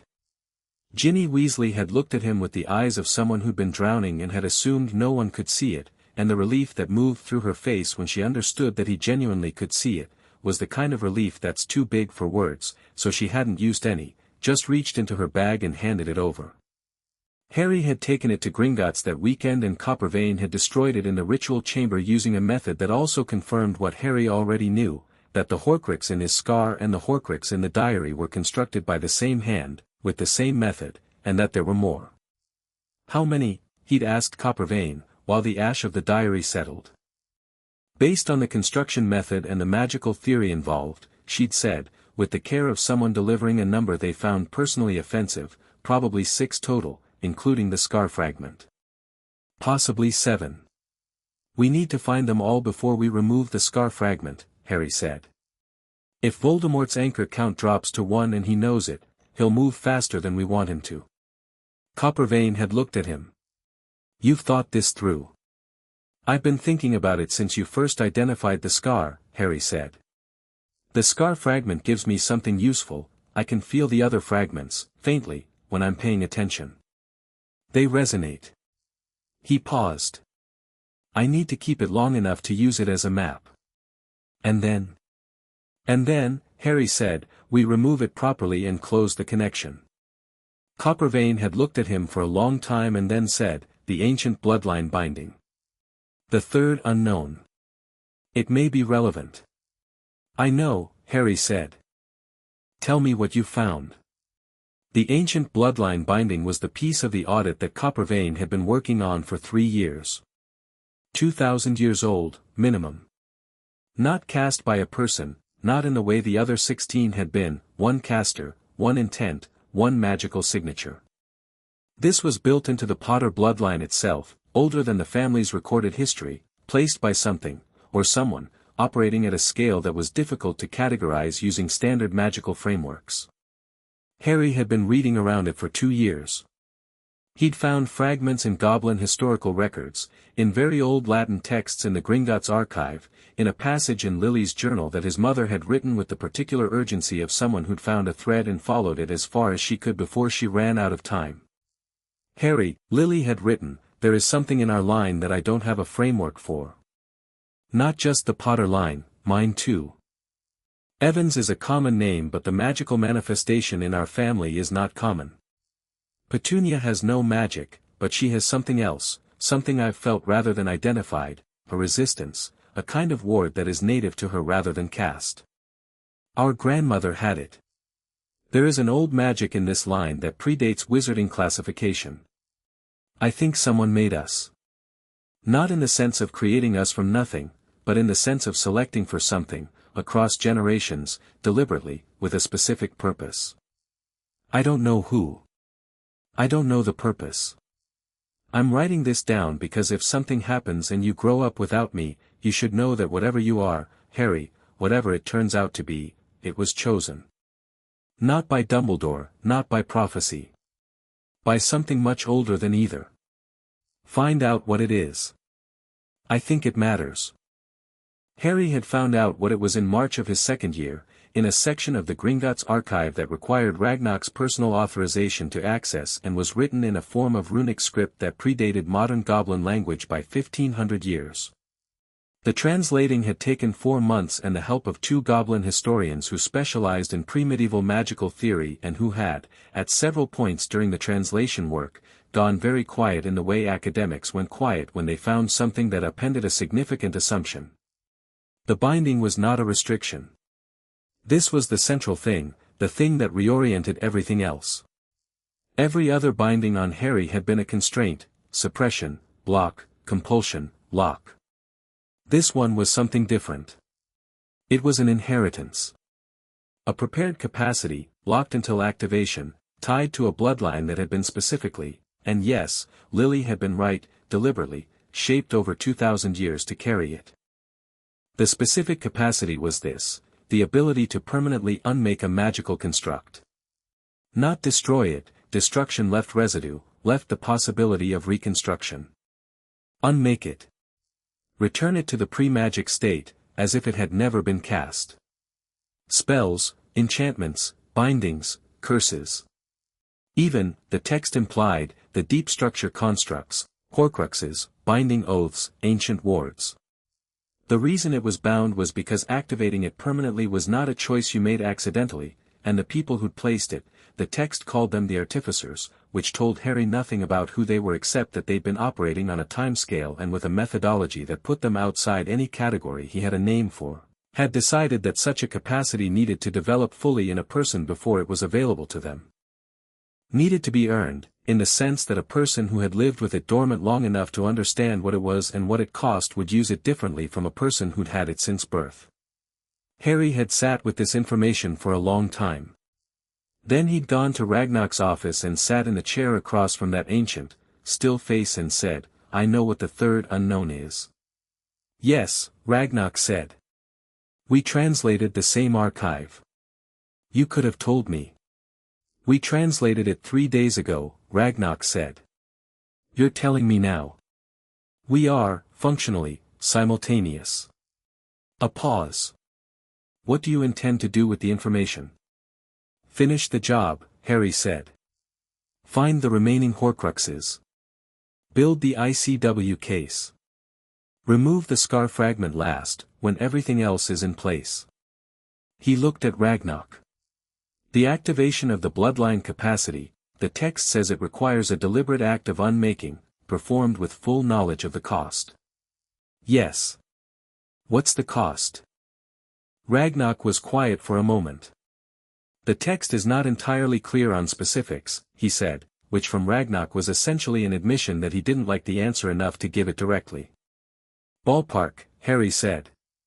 "The capacity is tied to the person's life force," Ragnar said. "The unmaking draws on it. Proportionally to what's being unmade." Harry thought about this. "So unmaking small things, minor enchantments, minimal cost. Unmaking something large, requires significant life force," Ragnar said. In extreme cases it could kill me," Harry said. "In the most extreme cases," Ragnar said. "Yes." Harry nodded slowly. He wasn't afraid of the information. He'd already known, in the broad sense, that the path forward had costs attached to it. Knowing the specific nature of one of them was better than not knowing. "The Horcrux in my scar," he said. "Unmaking it rather than removing it, that would eliminate the fragment permanently. No residue. No reconstruction." "Yes. And the cost would be, proportional to the strength of the construct," Ragnar said. "A Horcrux of that age and that power," he stopped. "Potentially fatal," Harry said. "Not certainly," Ragnar said, in the tone of someone drawing a distinction that might matter. "The text describes cases of survival. But they are rare." Harry sat back in his chair and looked at the fire in the hearth. The too steady fire that had been burning for every conversation he'd had in this room, patient and constant and indifferent. "I'm going to need a while to think about this," he said. "Yes," Ragnar said. "I would have been more concerned if you weren't." Sirius moved into Grimmauld Place that autumn with 2 Gringotts ward setters and Harry's tacit approval, because the wards on the Black family home were ancestral and Sirius's presence reactivated them in ways that made the property genuinely secure rather than merely old. Harry spent 2 weeks of the summer there, which was the first time he'd had something resembling a domestic experience with another person who was chosen family rather than assigned family, and it was strange and good in roughly equal measure. Sirius cooked badly and was aware of it. He played music at volumes that suggested he'd been in a sensory-deprived environment for 12 years and was compensating. He had strong opinions about Quidditch that he was entirely prepared to defend at length and with charts. He asked questions about Harry's education with the slightly dazed quality of someone who'd expected to find a child in need of guidance and had instead found a professional operation, and dealt with the gap between expectation and reality by committing to the professional operation with full enthusiasm. "The ICW case," Sirius said one evening, at the kitchen table with the files spread between them, "goes to open court when?" "When I'm 17, Harry said. "That's the plan. 5th year completes the evidentiary record, by then the Horcrux search should be done, the legal documentation is comprehensive, and I have standing as an adult under magical law." "For more years," Sirius said. "Give or take." Sirius looked at the files. Dumbledore's been quiet. He's been watching, Harry said. He spoke to Ragnarok last spring. Offered to provide testimony about the bindings, his framing of why they were cast. Ragnarok declined, told him the time for that was open court. How did he take it? Reportedly very calmly, Harry said. Which is more unnerving than if he'd been difficult about it. Sirius looked at him. Do you actually not worry about him? I worry about the things he might do that I haven't anticipated, Harry said.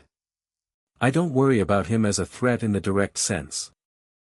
He's not going to move against me physically, that would collapse everything he's built strategically, including whatever is left of his management of the Voldemort situation. And I don't think he wants to hurt me. He paused. I think he genuinely believes I'm the price worth paying for the outcome he's trying to produce.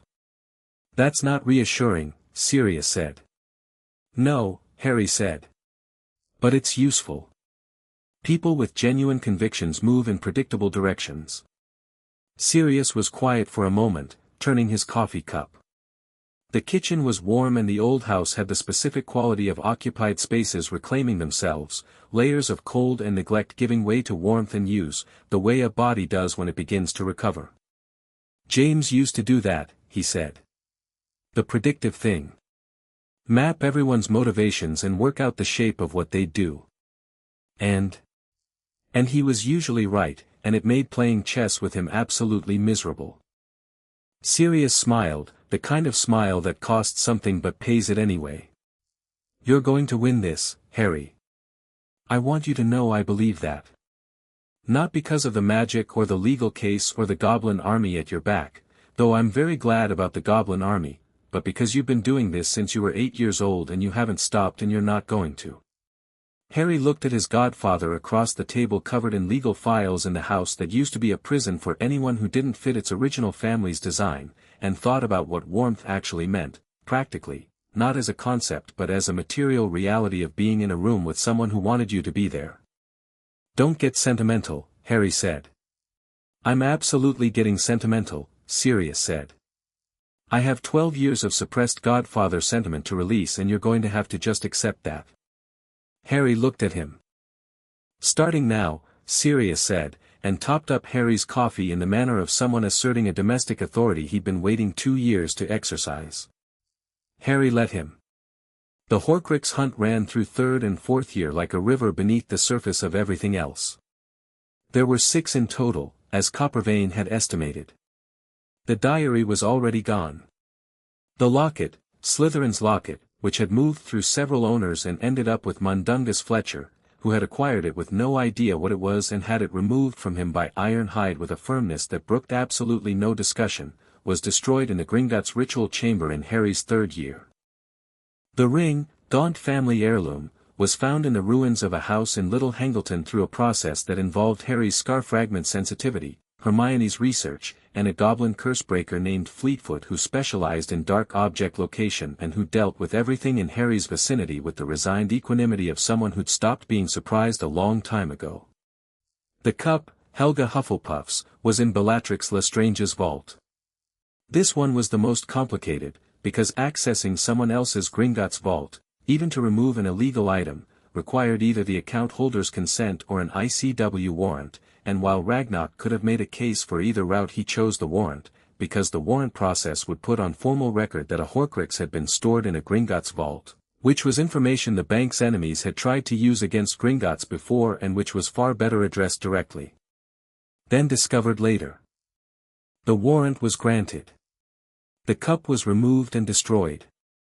The diadem, Rowena Ravenclaw's, was in Hogwarts itself, in the room of requirement, which Hermione found on the logic that a room that became whatever you needed most was the ideal hiding place for something whose owner needed it hidden from everyone. Getting to it required Harry to want it with genuine intent, and he stood outside the room on a Tuesday afternoon in 4th year and thought, clearly and without performance, I need to find what Tom Riddle hid here. The door appeared. They went in. The diadem was exactly where the logic said it would be. That left the snake. Nagini. Still with Voldemort, wherever Voldemort currently was, and Voldemort was not inactive. He'd been rebuilding since the Quirrell failure, working through agents, consolidating support among the Death Eaters who'd escaped or been released, operating at a level below what triggered Ministry response. Harry tracked it through the scar fragment sensitivity, which had become, with practice, something like a compass, not reliable enough to give coordinates but reliable enough to give direction and emotional state. Angry. Focused. Moving east. Probably Albania, which was consistent with the historical record of his re-embodiment attempts. Possibly further east. Harry had discussed this with Ragnarok and with Sirius and with Hermione and had concluded that the Triwizard Tournament, which was being revived for Harry's 4th year, was an opportunity that Voldemort's intelligence would not miss. The Goblet of Fire is an ancient magical contract, Harry told Hermione, in the library on the first day of term. If someone submits your name and it accepts, the contract binds you. Magically enforced compliance. Voldemort would know that, it's a way to get me into a controlled situation with plausible deniability. Can we prevent it? Hermione said. We can be ready for it, Harry said. Which is better? His name came out of the goblet. He'd been expecting it and had prepared accordingly, had spent the summer doing the physical training that the tasks were rumored to require, had refreshed his study of defensive magic, and had told Ironhide in August that if his name came out of the goblet under suspicious circumstances, he wanted Gringotts to immediately file an interference complaint with the ICW on the grounds that the goblet had been tampered with using magic consistent with the illegal binding methodology documented in his audit records. Ironhide had filed the complaint before Harry's name had been fully read aloud. He went through the tournament the way he went through everything, deliberately, without panic, with the flat attention of someone who has been building toward a confrontation for 6 years and is therefore not surprised to find themselves in one. The maze was the critical moment. He'd known it would be. He'd gone in knowing that something at the center was a port key, the cup would be a port key, Voldemort needed to get him somewhere specific, and had made his preparations accordingly. He reached the cup. Touched it. The port key took him to a graveyard. He had exactly 4 seconds of disorientation, the cold air, the dark, the smell of grass and old stone, and then he had his wand out and was moving before Pettigrew finished saying kill the spare and the killing curse hit the ground where Harry had been standing half a second before, because Harry had been listening for exactly that sentence and had been moving at the first syllable. Cedric was not with him. Harry had made sure of that, had specifically told Cedric, in the week before the final task, that the cup was trapped and that whoever reached it last should let the other take it alone. Cedric had looked at him and said, quietly, you know a lot for someone who's supposed to have entered by mistake. I entered by someone else's mistake, Harry had said. Not mine. Cedric had thought about it for a long moment and then said, all right. I trust you. In the graveyard, alone, Harry watched Voldemort rise from the cauldron, the bone, the blood, the flesh, the whole terrible ceremony, and waited. Voldemort was something between a person and a principle. Restored to a body that was more construct than inheritance, pale and cold and specifically, deliberately wrong in the way that things made by will rather than nature were wrong. He held his wand and looked at Harry with the expression of someone who'd waited a long time for this and had decided that the waiting was over. Harry Potter, Voldemort said.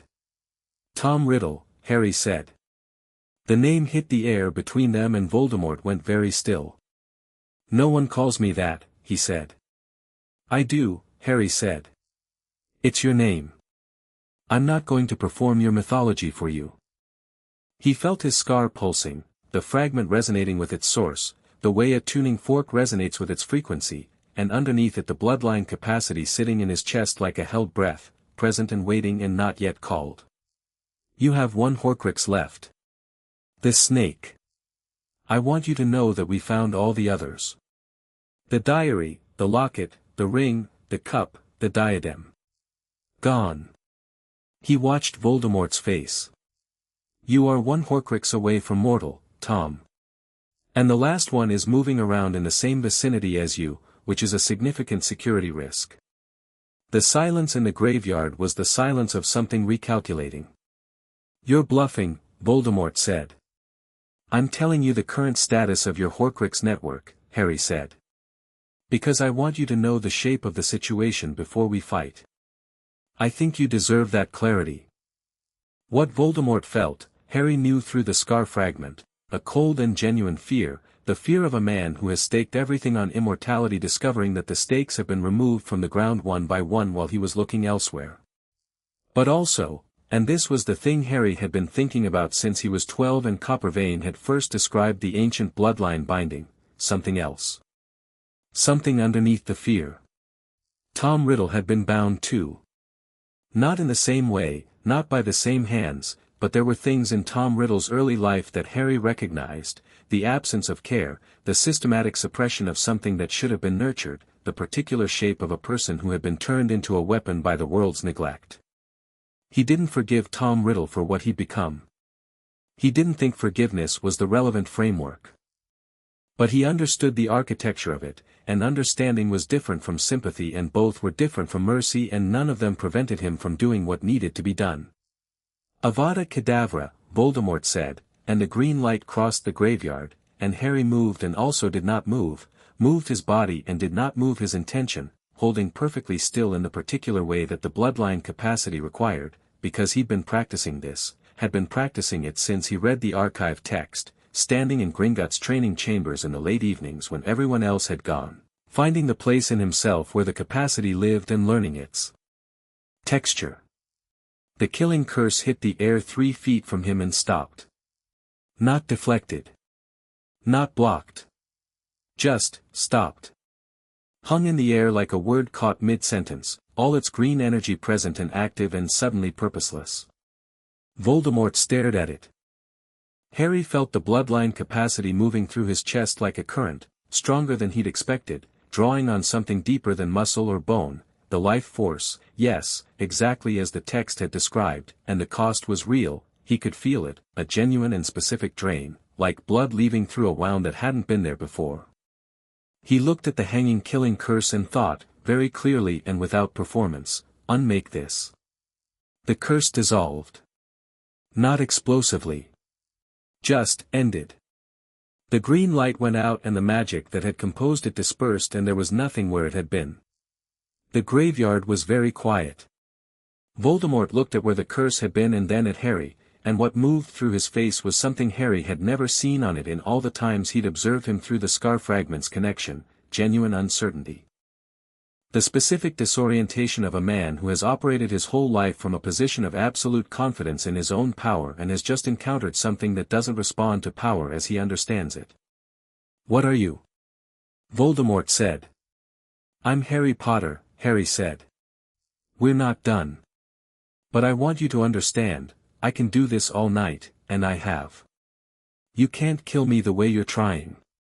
The curse unmaking is something I was built for, quite literally, 2,000 years before either of us was born. He paused. So we have a choice. We can fight here in this graveyard, and I will unmake every curse you throw at me until you run out of options, and you'll lose the last Horcrux in the process because Nagini is here and I can feel her, and when the connection breaks she dies. Or. Voldemort said, and his voice had changed. Still cold. But listening. Or we end this in the right place, Harry said. In front of the Wizengamot. With documentation. With the full record of what was done, to me, to you, to everyone in between. With the system that created both of us held publicly responsible. He looked at Voldemort. You were Tom Riddle before you were Voldemort. A child who was bound too. Not the same way. Not with the same intent. But bound nonetheless. I think you deserve to have that said aloud in a court of law, the same way I do. The silence stretched. You're offering me a trial, Voldemort said, and the contempt in it was almost completely masking the thing underneath it. I'm offering you the truth told publicly, Harry said. Which is more than anyone has offered you before. Voldemort looked at him for a long time. Then he looked at Nagini, coiled nearby, who had been watching with the flat and intelligent attention of a very large snake that was following the emotional tenor of a conversation she couldn't translate. You'll lose more than you think, Voldemort said, looking back at Harry. The unmaking. The cost. I know what it costs, Harry said. And you're prepared for that? I'm prepared to finish this properly, Harry said. Yes. Another long silence. Voldemort sent the portkey back. Harry took it, and the graveyard dissolved around him, and he landed on the Hogwarts grounds in the cold night air with the crowd and the lights and the chaos of people realizing the tournament was over, and he stood there for a moment with the bloodline capacity settling back in his chest and the cost of what he'd used it for sitting alongside it, and thought, one Horcrux left. One more year. One last day in court. Chapter 6, confirmed by noon. The Wizengamot chamber was older than most of the wizarding world cared to admit. It had been built in the 14th century, enlarged twice, modified by 7 successive ministers of magic, and had the specific quality of a space where a great deal of power had been concentrated for a long time, not glamorous power, not the theatrical kind, but the grinding institutional weight of decisions made by committees of frightened and ambitious people trying to manage things that exceeded their understanding. The walls were dark stone. The seating tiers rose in a horseshoe formation around the central floor, which was lower than the lowest tier by 3 steps, which made whoever stood on it feel simultaneously important and very small. Harry had been in this chamber once before, at age 15, for a disciplinary hearing about the Patronus charm he'd cast in front of his cousin Dudley, who had encountered a Dementor in the park near Privet Drive during the summer. The hearing had been Dumbledore's move, a legal maneuver designed to reassert ministry authority over Harry's independence after the Triwizard Tournament and the graveyard had upended his careful planning. It had been dismissed when Arabella Figg appeared as a witness, but the intent behind it had been transparent, and Harry had written to Ironhide afterward and said, "He's accelerating. He's worried we're ahead of him." Ironhide had written back, "He's correct." That had been 2 years ago.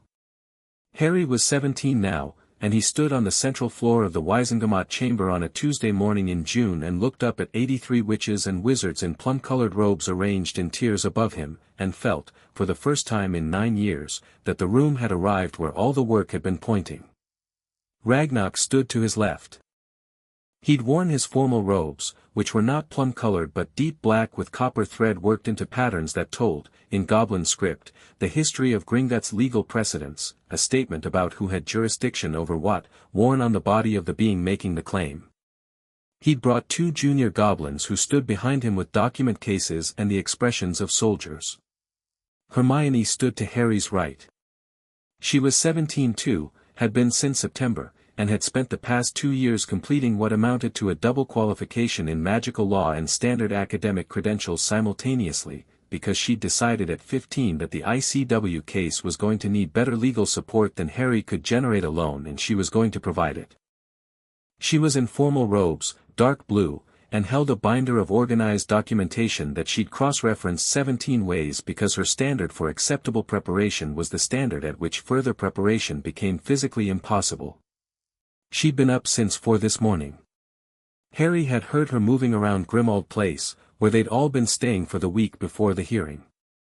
He'd gotten up too, and they'd sat in the kitchen at 5 in the morning with coffee and gone through the witness order one final time, not because it needed revision but because doing it together was a form of steadying. "You're ready," Hermione had said, at some point around 6. "We're ready," Harry had said, and she'd looked at him with the specific expression she used when she was too moved to apply her usual verbal precision and so said nothing, which communicated it more completely. Sirius was in the gallery. Not the main floor, he didn't have standing in the current proceedings, and his own separate trial had been scheduled for the following month, because Ragnarok had correctly determined that running both trials simultaneously would dilute the evidentiary focus. But he was there, 3rd row from the back on the left side, wearing robes that were slightly too formal for the situation in the way that people wore things when they needed the formality to hold themselves together. Harry had found him in the corridor outside the chamber before the session began, and Sirius had looked at him with those dark grey eyes and said, "James would have found something funny to say right now." "I know," Harry said. "I'll think of something later." "I'll be here," Sirius said simply. Harry had nodded and gone in. Across the chamber, in the upper tier reserved for the Wisengamot senior members, Albus Dumbledore sat in his customary seat. He was not the chief warlock today, had stepped down from that position 6 months ago, in a move that his public statement had framed as a recognition that the ongoing investigation created a conflict of interest that his integrity required him to address. The wizarding press had covered this with the language of reluctant nobility. The actual reason, Ironhide had noted drily in his correspondence, was that a sitting chief warlock cannot be named as a respondent in an ICW case being heard by a body he presides over, and Dumbledore's legal team had advised him that the technical conflict was not survivable. He still looked, from the floor of the chamber, like he should be presiding. The height, the white beard, the half-moon glasses. The benign expression, held in place with the skill of someone who'd been wearing it through difficult situations for 80 years. Harry looked at him once, directly, and Dumbledore looked back, and nothing in either of them flinched. The ICW representatives took their seats at the center of the horseshoe.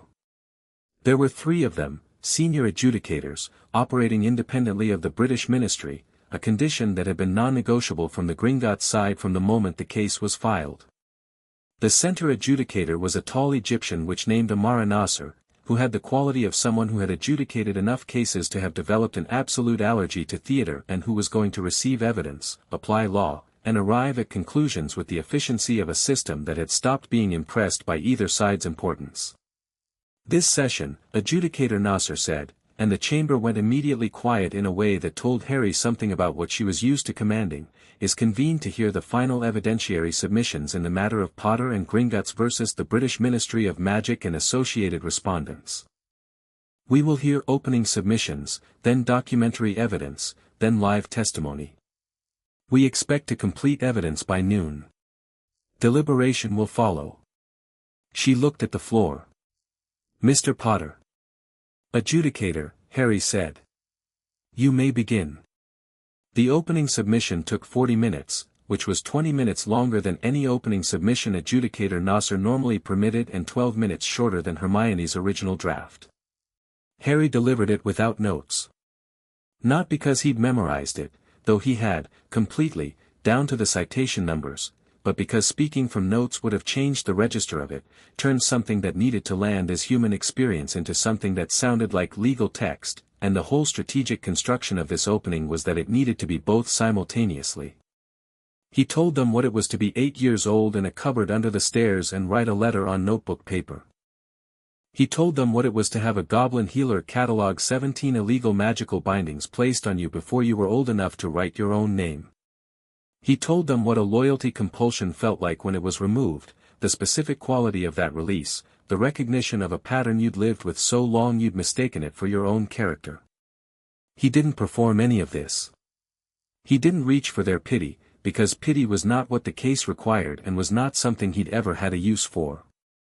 He just described it, with the precision of someone who'd been keeping accurate records since the age of 8 and was now reading those records into the permanent record of the ICW. Then he told them about Sirius Black, who had sworn a blood oath and been prevented from fulfilling it, who had spent 12 years in Azkaban for a crime he didn't commit and a confession he gave in front of no legal witnesses because no one had thought to convene a trial, because the man responsible for the legal framework governing magical Britain had decided that certain outcomes were more important than certain rights and that certain individuals were acceptable costs. He paused there. Let it sit in the chamber for a moment. I want to be precise about what I'm alleging, Harry said, because precision matters and because I want to say this in front of the full Wisengamot and the ICW and the international press that I understand is present in the gallery today. He looked up at the tiers. I am not alleging that Albus Dumbledore is a malicious man. I have read his work. I know how he thinks. I believe that every decision he made regarding my welfare and my development and my eventual role in the defeat of Voldemort was made in the genuine conviction that it was necessary for the greater good. He paused. I am alleging that the greater good, as Albus Dumbledore has defined and practiced it, is a framework under which individual human beings, children, specifically, are treated as variables in an equation rather than as the purpose of the equation. I am alleging that this framework produced 17 illegal magical bindings, an unauthorized guardianship, 7 years of documented neglect, 12 years of false imprisonment for an innocent man, and a generation of young witches and wizards who were prepared for a war they were told was inevitable because the man who could have ended it earlier chose not to, because ending it earlier didn't produce the specific kind of ending he'd calculated was best. He looked at Dumbledore directly. The path he designed required me to be ignorant, compliant, and sacrificable. I am none of those things. And the question this chamber needs to answer is whether the wizarding world is prepared to say clearly, for the record, that what he did was wrong. The chamber held this for a moment. Adjudicator Nasser made a note. "Thank you, Mr. Potter," she said. "Documentary evidence, please." Hermione presented the documentary evidence for 3 hours. Harry had always known she was good at this. He'd watched her develop it over 6 years, from the girl in the library with 4 books open simultaneously to the person who could hold a legal argument's full architecture in her head while simultaneously tracking whether the people receiving it were following the load-bearing elements. She presented the 17 binding removal certificates first, the physical documents, certified by Gringotts and countersigned by the ICW forensic magical team who'd independently verified them 2 months ago. She presented the audit records. She presented the magical signature analyses that matched 9 of the 17 to Albus Dumbledore, 3 to specific ministry officials who were present in the chamber and had gone a range of colors, and 1 to Peter Pettigrew, who had been apprehended 8 months ago in a separate operation and was currently in ministry custody awaiting his own proceedings. The blood oath suppression documentation took 20 minutes on its own because the legal implications were layered. The suppression of a sworn blood oath constituted interference with a magical contract, interference with the subsequent criminal proceedings, and a direct cause of Sirius Black's wrongful imprisonment, all as separate and compounding offenses. She presented the Philosopher's Stone documentation, the unauthorized access to Harry's estate, the Muggle integration stipend misuse records that showed 7 years of funds drawn and not applied. She presented the prophecy lock evidence with a care that acknowledged its complexity. The prophecy itself was not illegal, prophecies being their own category of magical event, but the casting of a binding to enforce a specific individual's path toward its fulfillment was interference with free will at a level that was illegal under ICW Statute 14-17. She was methodical and she was devastating, and she did it without flourish, which was the most devastating way to do it. At one point during the ministry response section, a wizard in the upper tier, middle-aged, florid, the specific expression of someone who had spent his career being important and was not enjoying the experience of having that importance interrogated publicly, said, loudly enough to carry, "This is an extraordinary overreach by a goblin institution seeking to extend its authority, with respect," Hermione said. Not raising her voice, the overreach, documented across 47 exhibits, was performed by a different party. Gringotts' involvement began as a response to that overreach. The exhibits are numbered and cross-referenced in your binders. She looked at the adjudicators. If it would assist the panel, I can walk through the chronological sequence that establishes the responsive nature of Gringotts' actions. Please do, Adjudicator Nasser said, with the fractional warmth of someone who appreciated precision encountering precision. Hermione did. The live testimony ran from 10 in the morning to 5 minutes before noon. Coppervane testified about the audit. She was 400 years old and had the demeanor of someone who had been in court before, several times, and had learned that the most effective testimony was the kind that was so specific and so detailed that attempting to challenge it was more damaging to the challenger than conceding the point. She described each of the 17 bindings with clinical precision and answered cross-examination questions with the patience of someone explaining something simple to someone who was choosing not to understand it quickly. When the ministry's advocate asked her whether it was possible that some of the bindings carried legitimate protective intent, she looked at him for a moment and said, "A loyalty compulsion placed on a 14-month-old infant has no legitimate protective intent. It has a control function.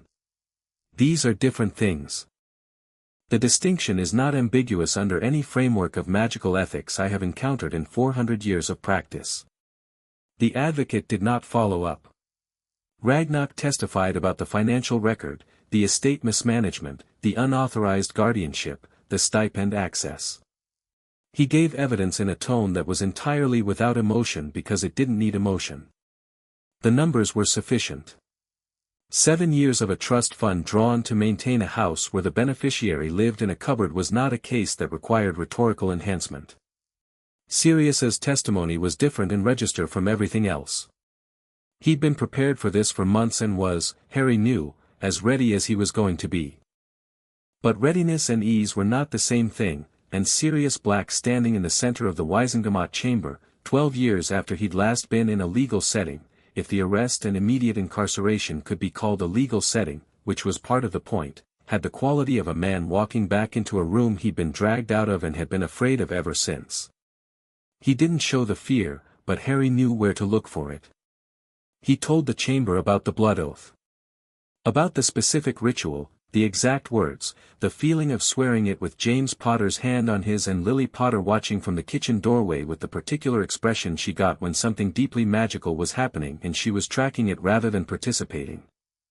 He told them about October 31st, 1981 and what he'd done and where he'd been and why Peter Pettigrew had not died on that street no matter what the official record said, because Pettigrew had transformed and escaped and Sirius had known it and had known that no one would believe him and had done the math on the available options and come up with no answer that led somewhere good. He told them about Azkaban. He didn't tell them all of it, some of it Harry understood would never be fully told, not because Sirius was hiding it but because there were no words calibrated for 12 years of Dementors, but he told them enough. The specific enough that couldn't be argued with. When Sirius's testimony was done, the chamber was very quiet, and Harry looked at his godfather walking back across the floor to his seat and thought about James's portrait in Vault 687 and the look on James's face when Harry had first told him Sirius was out. He'd pressed his hand over his eyes and said nothing for almost a minute. Then he'd said, very quietly, "Thank God." Not theatrically.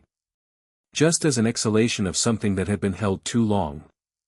The final testimony before the noon recess was Dumbledore's. He'd agreed to testify. This had surprised the ministry and relieved the Gringotts legal team, because compelling testimony from a former chief warlock through subpoena would have been a procedural battle that would have taken months. His agreement to appear had arrived by owl 3 weeks ago, a single paragraph in that familiar looping handwriting, addressed to Adjudicator Nasser with copies to Ragnarok and to Harry. He walked to the center of the chamber floor with the measured dignity of someone who understood that what he did in the next hour would be the thing he was remembered for, and that he'd already decided what that thing was going to be. He looked at Harry once as he took his position. Harry looked back. Adjudicator Nasser asked her opening questions, name, position, relationship to the matter at hand, and Dumbledore answered them in the voice of someone who'd been answering questions in front of formal bodies since before most of the chamber's occupants were born. Professor Dumbledore, Adjudicator Nasser said. The evidentiary record indicates that you placed 9 of the 17 illegal magical bindings on Harry James Potter, beginning when he was 14 months old. Do you dispute this? I do not, Dumbledore said. The chamber absorbed this. Will you explain to this body your reasons for doing so? Dumbledore was quiet for a moment. Not the pause of someone finding an evasion, the pause of someone deciding how fully to tell the truth. Harry watched him make the decision. I will explain my reasoning at the time, Dumbledore said. I want to be precise about that distinction, not my justification, because I am no longer confident that justification is the appropriate framing. My reasoning. He looked at the adjudicators.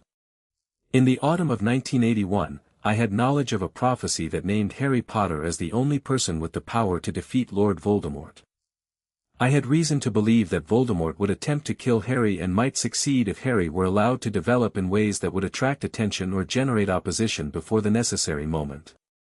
I believed that the bindings would protect him, that reduced magical presence would keep him safer in a Muggle household, that the memory modifications would prevent trauma, that the compulsion ward would, the loyalty compulsion, Adjudicator Nasser said.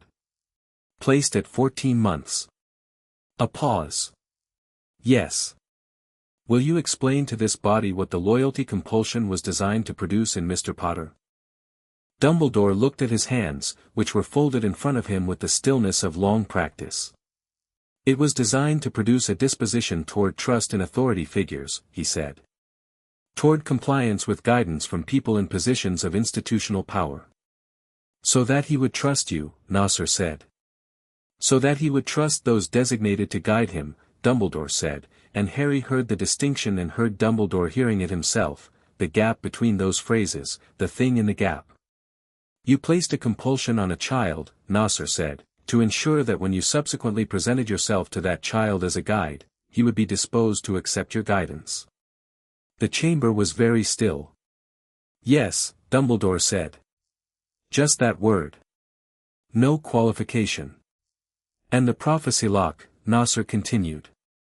The binding designed to ensure Mr. Potter's development followed a specific path toward a specific prophesied outcome. Yes. You believe that prophecy required Mr.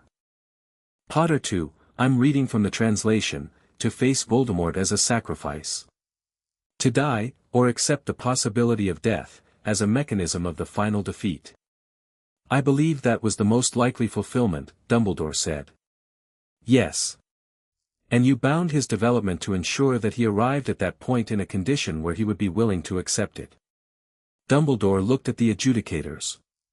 He looked at the chamber. He looked, finally, at Harry, and what was in his face was something Harry had been waiting to see, not the tools, not the benignity, not the strategy, but the actual thing underneath, which was grief that had no comfortable shape and had been sitting in him for 16 years. I believed I was building a willingness to sacrifice, Dumbledore said. For the greater good. I have told myself for 16 years, that the love and loyalty and courage of the person he would become were things I was making possible. He stopped. What the evidence in this chamber makes clear is that I was not making those things possible. I was engineering them. The distinction is the whole of the matter. He stopped speaking. The chamber held it. Professor Dumbledore, Harry said. He hadn't planned to speak during Dumbledore's testimony. Hermione had specifically included this in their preparation. You do not testify during his testimony, it will look like an ambush, but the adjudicators were allowing the direct exchange and what he had to say was not aggressive. It was just necessary. Dumbledore looked at him. The unmaking capacity, Harry said. The bloodline binding. You knew about it. A long pause. I suspected it, Dumbledore said. The ancient texts, you knew that the capacity, fully activated, carried a cost. Potentially fatal. I knew the theory, Dumbledore said carefully. And in your model of how this ended, Harry said, the final confrontation with Voldemort was always going to require me to unmake the Horcrux in my scar. Which would draw on my life force in proportion to the power of what I was unmaking. I believed, Dumbledore said, and his voice was very controlled, that the love magic from your mother's sacrifice would provide, a buffer. That the cost would be survivable. You believed, Harry said. You weren't certain. No, Dumbledore said. I was not certain. Harry nodded slowly. I appreciate you saying that here, he said. On the record. He looked at adjudicator Nasser. She looked at him. We have documentation, Harry said, that the graveyard confrontation in Harry's 4th year produced an unmaking event. Exhibit 73. The cost to my life force was significant. Gringotts healers who examined me afterward have provided testimony in written form in your binders, pages 42 through 45. He looked at Nasser steadily. I survived. The cost was real and I survived it. I want the chamber to know this not as a triumph but as a corrective to the version of this story where I don't survive. That version was the one being built toward. It was avoidable, and it should not have been necessary, and the path that led to the graveyard that night led there because one man decided that certain sacrifices were acceptable without consulting the person being asked to make them. He looked at Dumbledore. I'm not going to pretend this is fine, Harry said. It isn't fine. What was done to me, the bindings, the cupboard, the manufactured ignorance, the years of being a variable in someone else's equation, it isn't fine. I don't forgive it because it was intended kindly or because the outcome happened to be survivable. Those things don't constitute forgiveness, and I think any framework that says they do is exactly the problem we're here to dismantle. He paused. But I also want to say, for the record, that Albus Dumbledore is the most capable wizard of his generation. He defeated Grindelwald. He built institutions that genuinely serve people. He taught generations of students with real care. The thing that went wrong with him, the specific and devastating thing, is the thing that goes wrong with anyone who loves outcomes more than people. I think this is a failure mode that is possible in anyone. I think that's why it needs to be named clearly and penalized seriously. Not because Albus Dumbledore is a monster. Because he isn't, and it still happened. The chamber was very quiet. Dumbledore was looking at him with an expression that Harry had never seen on his face before and didn't have an exact name for. Something between broken and grateful, two things that didn't usually sit together but were doing so now. "I'm sorry, Harry," Dumbledore said. Not in the voice of a performance. In the voice of a man at the end of something, speaking from what remained. "I am profoundly sorry." "I know," Harry said. Adjudicator Nasser looked at the clock on the chamber wall. It read 11:58. "We will recess for deliberation," she said. "The evidentiary record is closed." 17 illegal magical bindings, placed on Harry James Potter between October 1981 and the present, are confirmed as a matter of record. She looked at the chamber. This panel will deliver its findings and rulings within the hour. Harry stood in the corridor outside the chamber while the deliberation ran. The corridor was high-ceilinged and cool, the stone floors polished to a shine that reflected the magical light of the sconces in a way that made everything look slightly more significant than it naturally was. Hermione was beside him, going through her binder one final time with the automatic thoroughness of someone who'd done everything right and was finding it genuinely difficult to stop doing things in case there was something else to do. Sirius was leaning against the wall with his arms folded, looking at the ceiling. He'd barely spoken since his testimony. Harry had learned that Sirius processed difficult things physically, he needed space and movement, and a corridor outside a courtroom was not ideal, but it was available. Ragnarok stood a few feet away with his junior goblins, reviewing documents in the crisp and purposeful manner of someone who dealt with verdicts by continuing to work until the verdict arrived. "You weren't supposed to speak during Dumbledore's testimony," Hermione said, not looking up from her binder. "I know," Harry said. Nasser allowed it. "Yes." "Which means she wanted it in the record." "Yes." "Which means she'd already made up her mind about the outcome and wanted the fullest possible record before formalizing it." "Probably," Harry said. Hermione looked up from the binder. "Are you all right?" Harry considered the question honestly, the way he always tried to consider things. He was tired in a way that was different from physical tiredness, tired in the deep layer, the 9-year layer, the layer that had been carrying this since he was 8 years old in a garden with a letter and a loose brick and no owl. "I think so," he said. "Ask me again tonight." She held his gaze for a moment and nodded. Then she reached over and straightened the collar of his robe, a small, exact gesture, entirely practical, entirely Hermione, and went back to her binder. Sirius pushed off the wall and came to stand beside Harry. He didn't say anything. He just stood there, shoulder to shoulder, and Harry let the weight of that be what it was. "James would have found something funny to say," Harry said. "He would have been insufferable," Sirius said. "Full commentary. Running commentary. He'd have ranked everyone's facial expressions during testimony. Given them scores. Snape would have given Dumbledore's opening answer a 3, Harry said. Snape would have given everything a 3, Sirius said. Except Hermione. He'd have given Hermione a 9 and then pretended he hadn't. Hermione looked up from her binder. Did someone say 9? Yes, Harry and Sirius said simultaneously. She looked between them. I feel like this is at my expense. It absolutely isn't, Sirius said, with complete sincerity. She went back to her binder with the expression of someone who had decided to accept this and move on.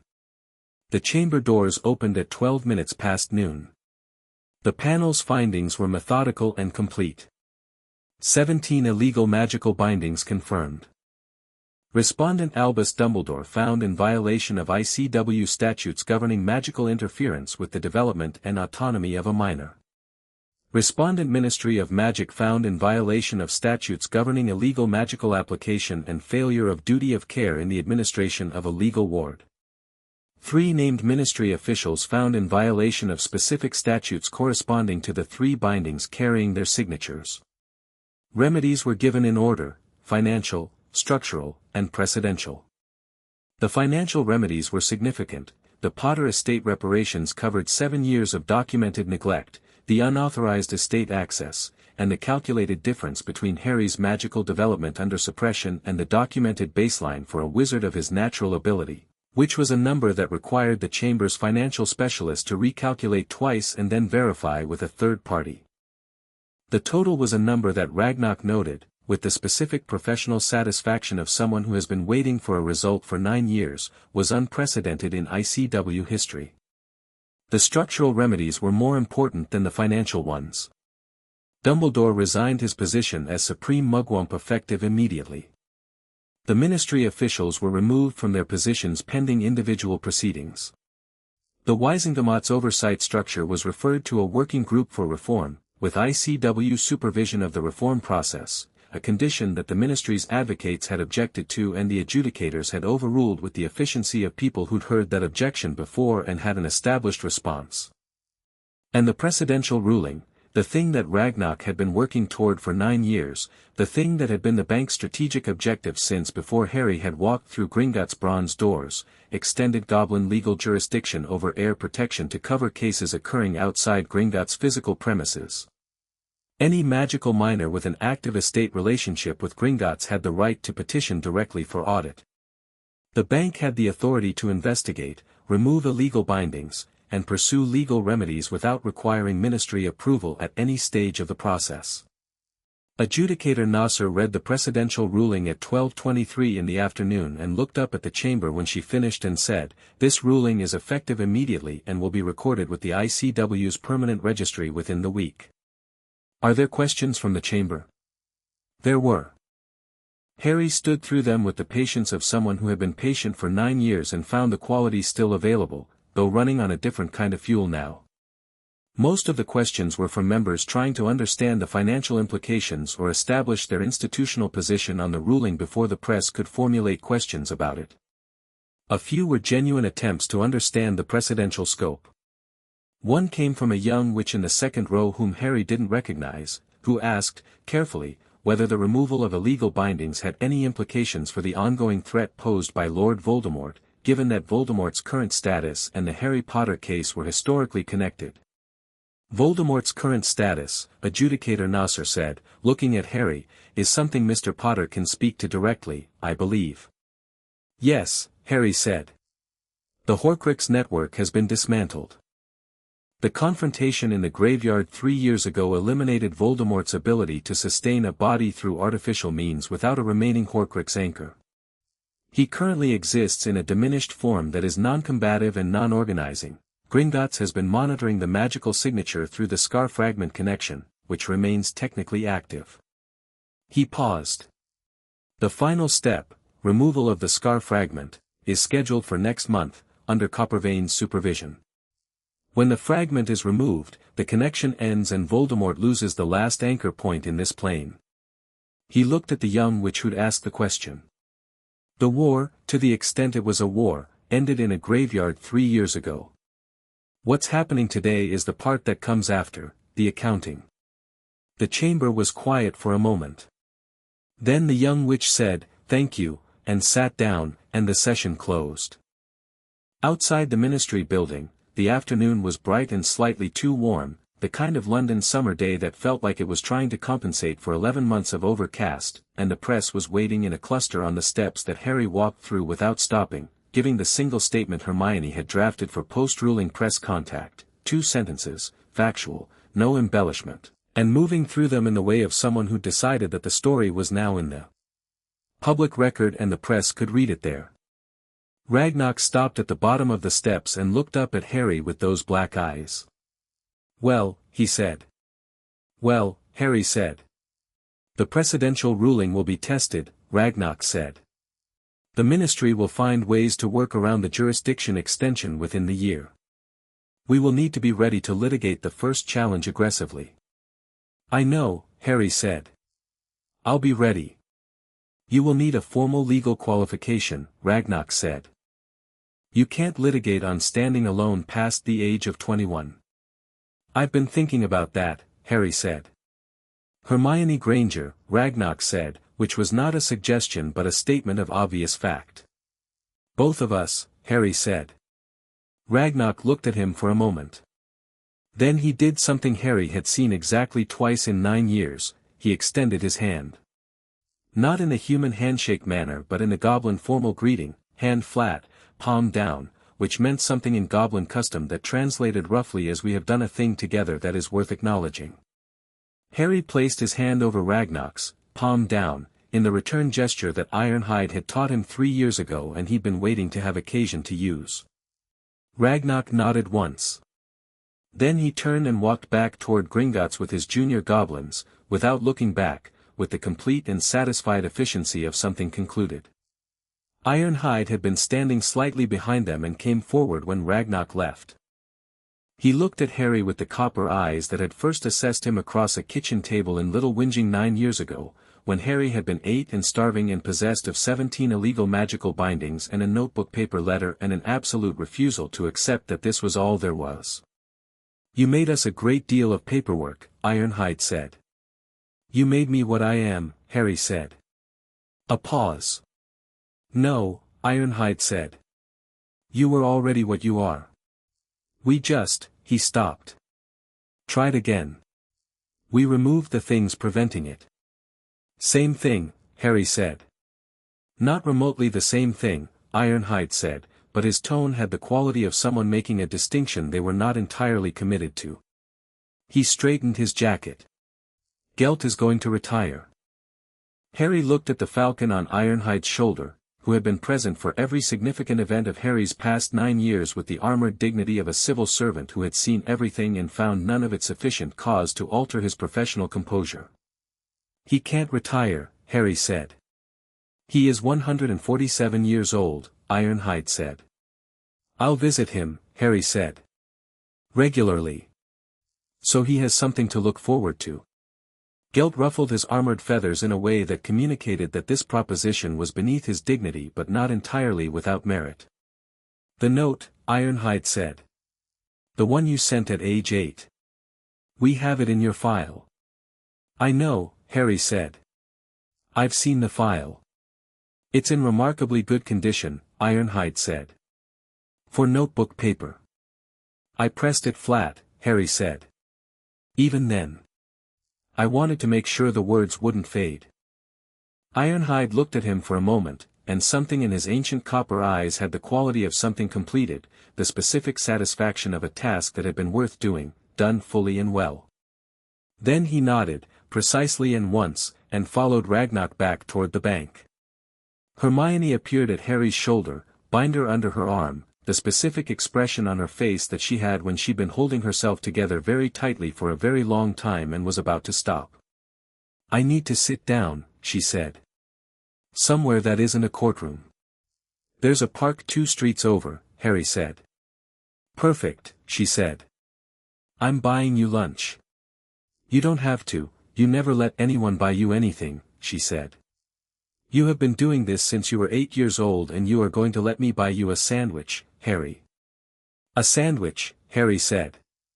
To start, she said. Sirius came down the steps behind them, jacket slung over his shoulder, and fell into step on Harry's other side. So, Sirius said. Is it done? The major part, Harry said. The next part starts next month. The scar removal. Yes. And then? Harry thought about the ancient bloodline binding. The artificers. The 2,000 years of deliberate preparation. The capacity sitting in his chest like a held breath since the graveyard, recalibrating, refilling, patient. He thought about what came after, the precedential ruling to defend, the reform working group to engage with, the structural problems in wizarding Britain that the ruling had named without solving, the fact that Hermione was already thinking about 3 approaches to the first challenge Ragnarok had predicted, and that Sirius had contacts in the Wizengamot who were waiting to be useful, and that there was a great deal of work left, and it was the kind of work that required exactly the kind of people they were. He thought about an 8-year-old in a garden with a letter and a loose brick. Then the next thing, Harry said. Sirius laughed, a real laugh, full and unguarded, the structural integrity finally all the way there. Hermione made a sound that was technically an exasperated sigh and was actually something warmer. They walked into the London afternoon together, the 3 of them, and the sun was doing its compensatory best, and somewhere across the city Gringotts stood with its 12 feet of bronze doors and its green-torched vault corridors and its annual record of 9 years of work that had begun with a falcon arriving armored on a garden wall. Harry thought about the dream. The vault, the velvet cloth, the letter in his mother's handwriting. He'd been to the vault 1,000 times now, had read the letter in its entirety, had carried the words in the front of his mind for 9 years. For Harry, when he's ready. He'll know when. He knew now.